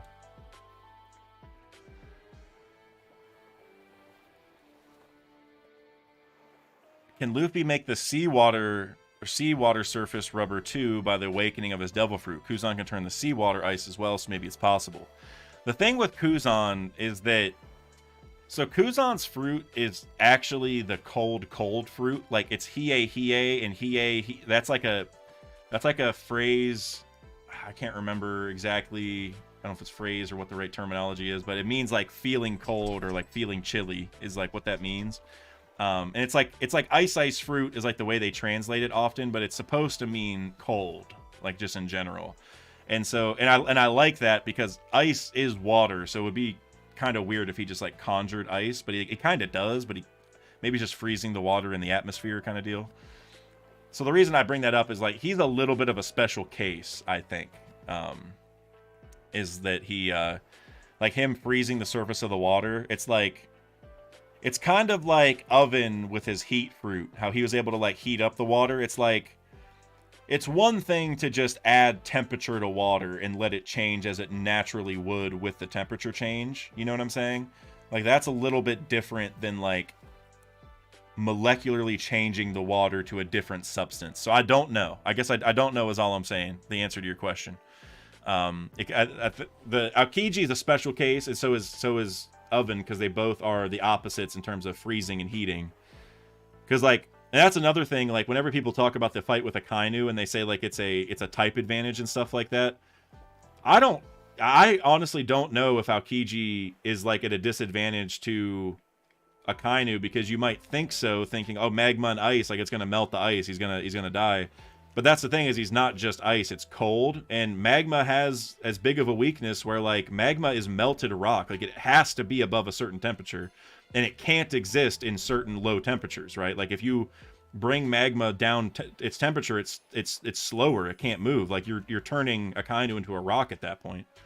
And so I think whenever we find out about their fight, it's going to be really interesting on how they interplayed, because it's not going to be a straight up advantage. I don't think it's going to be a lot trickier.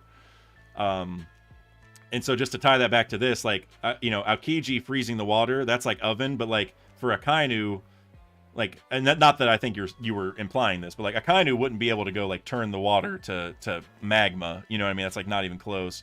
It's just, it seems like Aokiji and Oven have very special aspects because it's just temperature. So yeah. Jamaica Sound, you said, are you saying that Luffy can transform the sea into rubber so that people can travel the world on a huge trampoline laughing all the time? Well, I hope not. I hope not, just because Devil Fruit users changing the water with Awakening, that would just be like, I mean, you would also be able to like circumvent a lot of, actually, you know what? I'm going to go ahead and say you can't do it. You can't turn water with Awakening, because like, think about it like this. If I'm, and there might be ways around it, but like if I'm Luffy and you throw me into the water and I'm able to use my Awakening, because remember, the powers don't turn off completely, they just get weakened, right? Like remember, Luffy can still stretch in the water.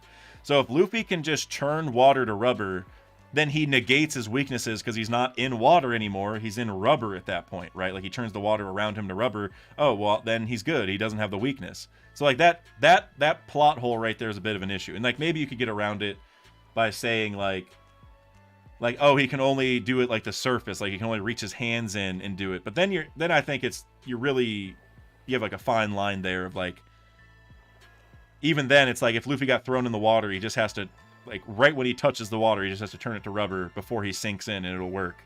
Like there's, you know, it's like you open up a can of worms, I think. So I'm going to say no.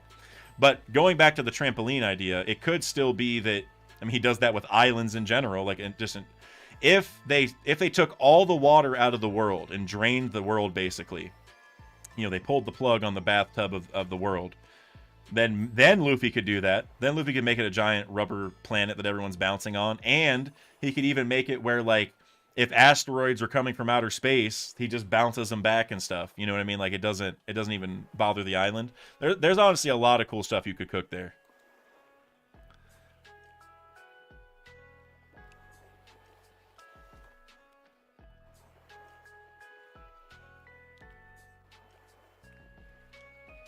Let's see. I got about 5 more minutes or so. I was trying to keep this to about 2 hours, and we're like almost exactly on the nose here. So, if you guys have any final questions, now is the time. Because I don't think I have any supers or anything. I think I got through all those. Do one extra check. Looks good.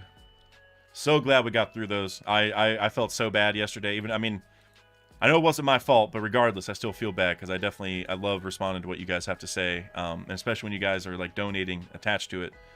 Definitely try to. So I'm glad we got through most of those. Big Cheap, you said, did you talk about Vegapunk possibly flatlining on the monitor at the end of the chapter? I did towards the beginning, but to give you a quick little rundown just of what I think or what I have to say about it.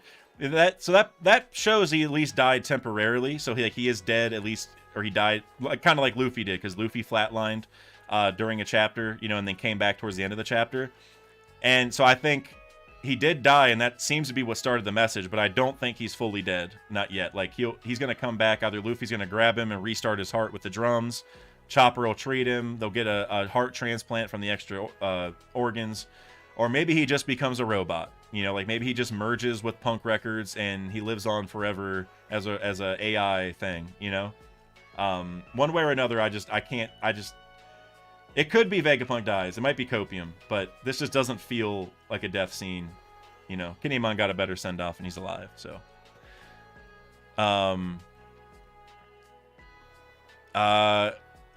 You guys have some really good questions. Off Skies said, you stream more on Twitch or YouTube? YouTube by far. I do want to start doing more on Twitch. Like I want to start gaming and doing like more chill things, which I would probably dual stream on Twitch and Redacted. Like I wouldn't want to do random gaming streams here, but I think Redacted will be the home. Redacted officially, like it's always been this, but I guess I should just phrase it this way. That's the home for everything I don't want to put on the main channel, but is still worth, you know, doing, like community-wise or just theory-wise, whatever. So that's why definitely subscribe over there if you guys haven't. But that I should start doing that more often. Every time I game with one of my friends, I literally tell them I should be streaming this, but then I keep playing and I just don't do it. So I should start doing that. So definitely YouTube though for now, but I want to start doing more Twitch stuff, like just random stuff. And like I'm gonna start reading more manga series. Like I'm gonna start reading Berserk. I want to read Berserk, and then I want to read Kingdom. And at least Kingdom will be streamed if anybody cares about Kingdom. I'm actually really pumped to read that. Jamaica Sound, you said, final question if I can. What are your next videos in progress? So yeah, I actually love this question. And not to like plug this too hard. Like, you know, you guys don't have to do a whole lot over here, but I did want to mention I do have a website called daxake.com now. And I do put my upcoming videos there. Part of it is, you know, I want to revamp this and make this, like, I want to add a store here, and I'm going to do a lot of stuff on this website because I have, like, a free trial and stuff right now. Well, it's a long trial. It's, like, more than the regular one because I'm working with I have a sponsorship with Squarespace. But I do put my upcoming videos here, like, way ahead of time in case you ever just wanted to look. Like, again, it's not a big deal. I'm not asking a lot for you guys there. I just wanted to plug it just in case. So my next video is about Shiki. That'll drop next week. I'm aiming for Tuesday. That's the ideal, is Tuesday. And then after that, I'm not 100% sure on the order of the videos. I just know generally the scripts I have that I'm working on. I have a video on why Blackbeard doesn't sleep, and this Gorosei stuff ties in beautifully to it, and I'm honestly really pumped that I didn't release it till I saw this, just because it'll add more context. So why Blackbeard doesn't sleep, and that's kind of tied to what his third fruit will be. That's like, it's all kind of in the same video. I'm doing a video on Emu and Blackbeard parallels. Like I talked earlier about how, like, Blackbeard got 5 people from level 6, Emu has 5 Gorosei, Impel Down's a hell parallel, the Gorosei seem like actual demons or devils, so that's another one. And then 2 videos that I'm working on that are like a little further away, like I would say April, like mid to late April is probably when at least the first one will drop of these, but 2 that I'm super excited about are the origin of devil fruits. I think I'm prepared to finally do a video on that, like with an official guess. And then also Void Century 2.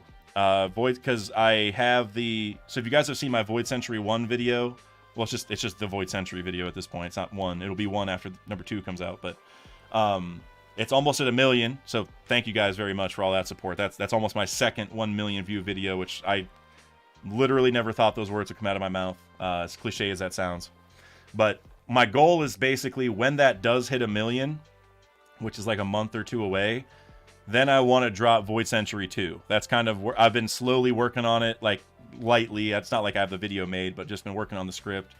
So I want to drop that around then, so that it's just like, you know, just picks up on it, because there's so much to add to it over the last year. And not that I have changed the entire theory. I think a lot of it is still really relevant.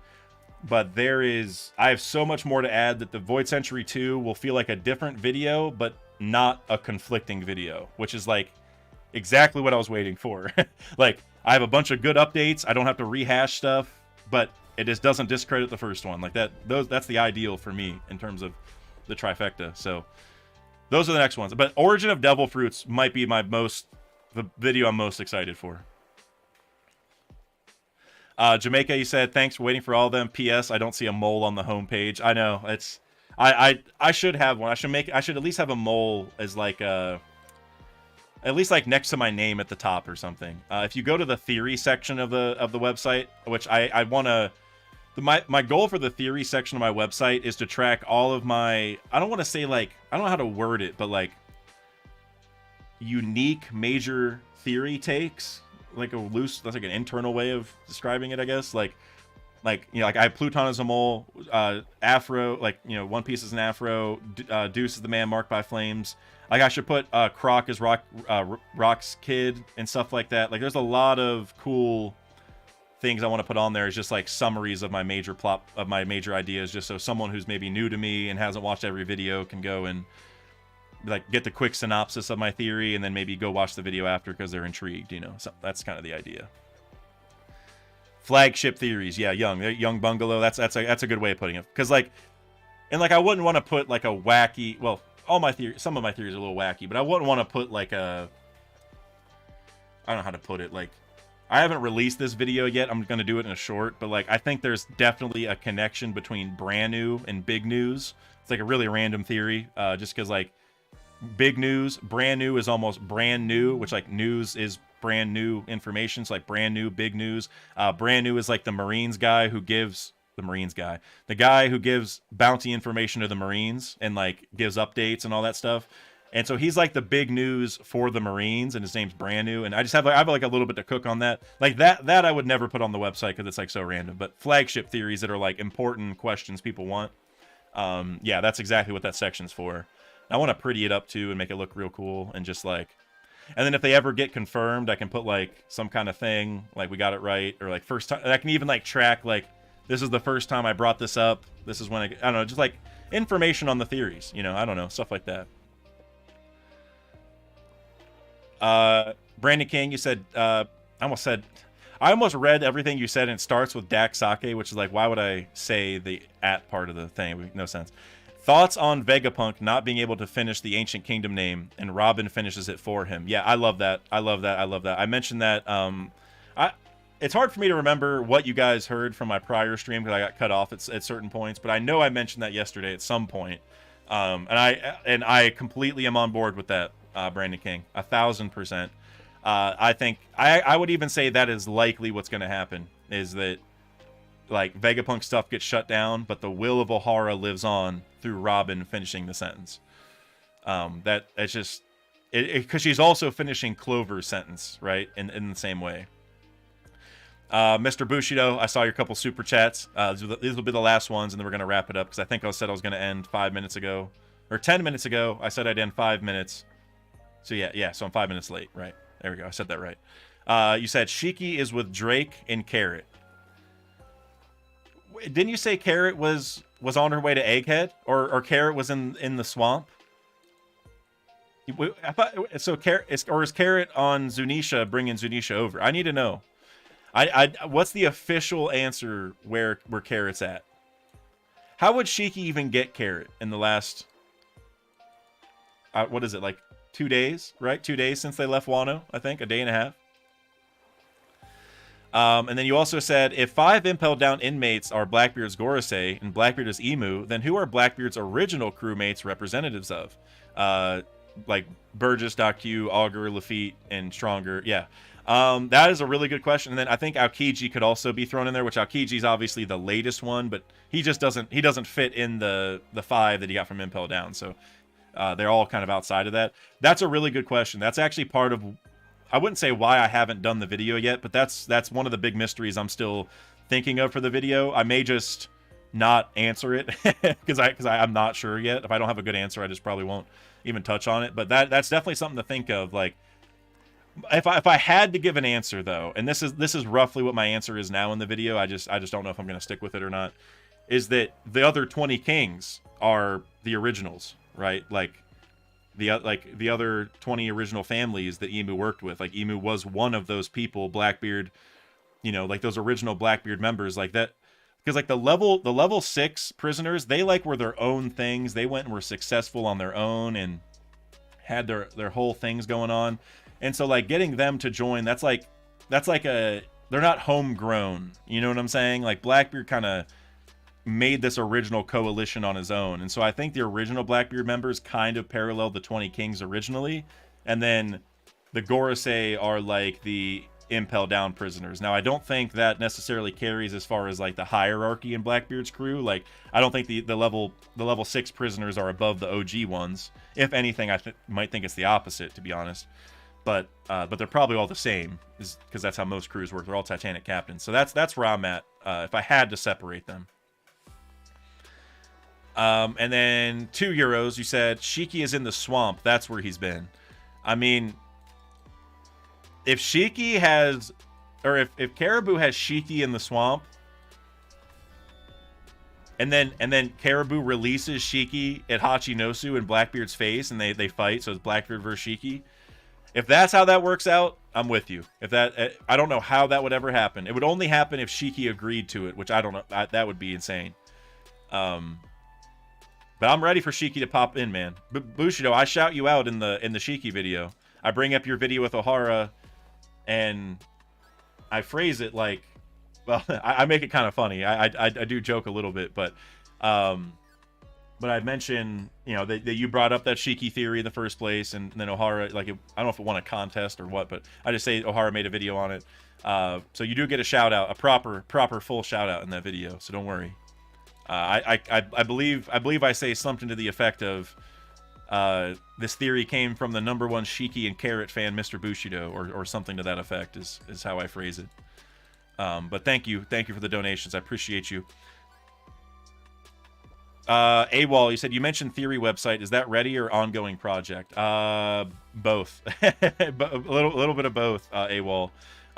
There's the link. You can check it out. I have a theory section on the website. So like whenever you click it, you're just going to see like a basic boilerplate page. And then like you'll see under it the Shiki thing. Like that's always talking. That section under it is where I always prop up my next video. So like once I finish the Shiki video and I know what my next video is, I'm going to go and put it on that part of the website.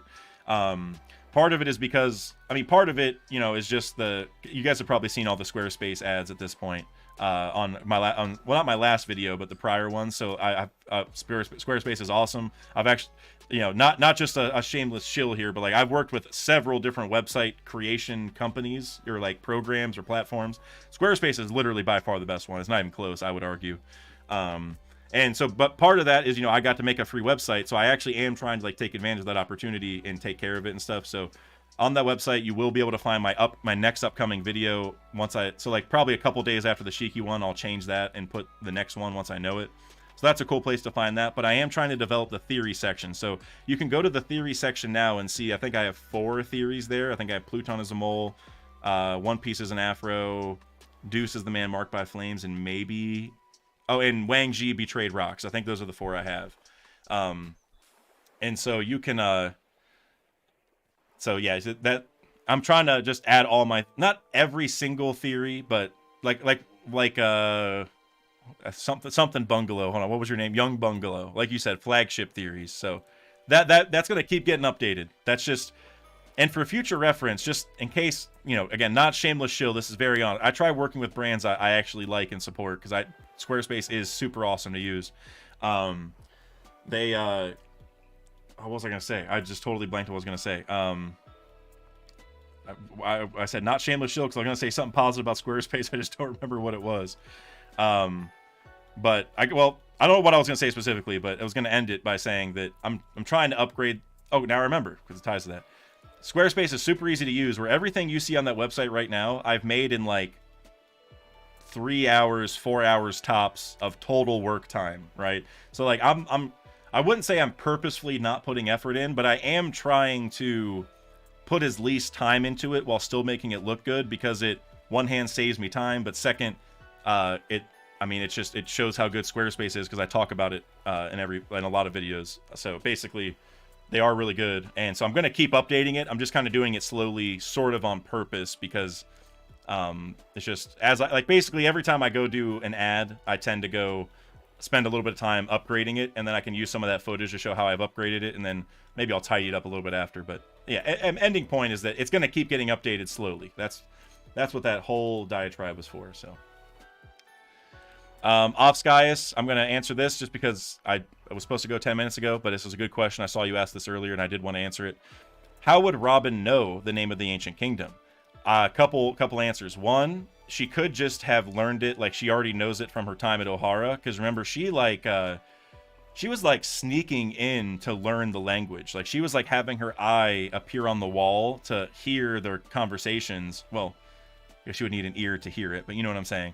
To like understand what's going on, she was eavesdropping by like using her fruit power, and that's how she learned the language. Like they didn't know that she learned it until later, and then they celebrated her a little bit for learning it, but like she wasn't supposed to, right? She was like doing it on her own. She's like, it's kind of her own thing. And so when it comes to the ancient kingdom name, I think it could be the same thing. She knows it because maybe she was eavesdropping in when Clover first found out about it, right?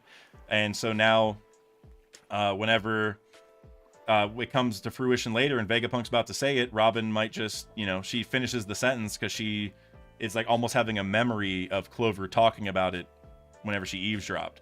If it's not that, I think it could be that Robin has just basically learned enough information because she knows stuff that we don't know. You know what I mean? She's read poneglyphs that she has not talked about before. You think about Fishman Island. Well, I think she did mention Poseidon before Fishman Island. Pluton's the best example, where like, remember in Alabasta, she read the supposed Pluton poneglyph, but said it just talked about other kinds of history and didn't talk about Pluton. Now, we kind of knew she was lying, or hinted at it, but we got that full confirmation when, at the end of Wano, she's talking to Sukiyaki and goes like, where's the ancient weapon Pluton? I know it's here. And Sukiyaki's like, what? How do you know that? So Robin knows stuff that she just hasn't told us. And on top of that, we even saw her read a poneglyph when she was really young, like when she was running around as like an 8-year-old or around 8, and she found a poneglyph and we still don't know what that one said. So long story short, she could have just pieced it together herself in the same way that Clover did. And so she just, went through the same process and has learned it. So I think, and if it's not those, Oda can find another cool answer. I'm not exactly sure. So yeah, and Offskyus, I saw you said, damn, and she's just keeping that to herself this whole time. Yep, she didn't tell anyone that Pluton was in Wano until after the arc. Like, at no point leading up to that was she like, hey guys, we're gonna find an ancient weapon here, FYI. Let's be on the lookout for the ancient weapon that we fought about in Annie's lobby, like where the government tried taking me because like the blueprints and all that kind of stuff, right? It's like, hey, remember that whole thing? Well, like that's here. That's actually here. Like that never came up until after, Wano was over. And so Uranus, I brought this up in a couple videos, and I bring it up in the Shiki video again next week. Is that I would bet money that whenever we find Uranus, it's gonna be where Robin says like, I knew this was here the whole time. I was waiting, and they're gonna be like, Robin, you knew an ancient weapon was an Elbaf and you didn't say anything that entire time? And she's just going to be like straight face, like, yep, I just didn't think it was important. Like, well, she knows it's important, but like important to tell the crew, like what, like they don't even know what Uranus is. They don't even care about the ancient weapons that much. So that's where I'm at on it. But all right, guys, I think that's about it. We've crossed the 2-hour mark. We crossed it 15 minutes ago. So I want to thank you guys so much for coming here for part 2, because I know yesterday was part 1. We got to finish all the super chats today. We didn't have any lag except for like the 10 seconds earlier, which was my fault. So thank you, Streamlabs, for not doing this. I'm still gonna send you a letter, Streamlabs. We got to talk about what happened there, because it's not the first time. But yeah, guys, I'm really looking forward to this next chapter. Since we did this stream, I probably won't do a discussion stream later for 1108, like on Sunday or Monday or anything on Redacted. This will probably have to count this week. But after 1109, we'll definitely figure it out. Like I said, I might do like a Murphy Napier style thing where I do like every break week I just talk about the updates in a big video, because then I have more time to do it, because then I'm not rushed and all that. So so thank you guys. I see the hearts and the 100s popping up on the little thing in the corner in the chat. That means a lot. I appreciate you. Thank you. And I am going to end it in a second, but Jamaica, like you said, it's OT. I'll answer that one because it's mole related. I don't remember in the mole videos you mentioning anything that Alabasta and Wano are at the opposite sides of the planet, so you only need a simple straight dig via the core. I don't know if I phrased it quite the way you're saying, but I did talk in one video about why I think there could just be a tunnel between Alabasta and Wano, like they could be connected underground, and that's how that, like, because you have the Pluton poneglyph underground in one place, you have Pluton in underground in the other place. Maybe it's because it just dug through the ground over the other place. Because think about the fact that the mole dug from Ukari Island to Alabasta and left a tunnel underneath that people can take. Well, maybe the opposite thing happened, and there's a tunnel leading away from Alabasta to a different place, and going straight through the planet's the fastest way. That's way faster than going around the planet, you know. But that was a few Pluton videos ago. I think that was like my third one. I think I have 4 total now. So so can't blame you if you didn't watch that one, because there's been so many. But a great thought. I agree. Tunnels are the whole point of Pluton, probably, because it's just faster and safer travel. So I'm with you. But all right, guys, thank you so much. I appreciate you guys again for the support. Coming back for the second stream, that really means a lot. There was over 100 people almost the whole time. So thank you guys, thank you, and yeah, see you guys on Thursday. Go check out Hidden Island at 5 p.m. 3 hours from now. Go check out Hidden. I would link you there now if he was going live, but 3 hours. So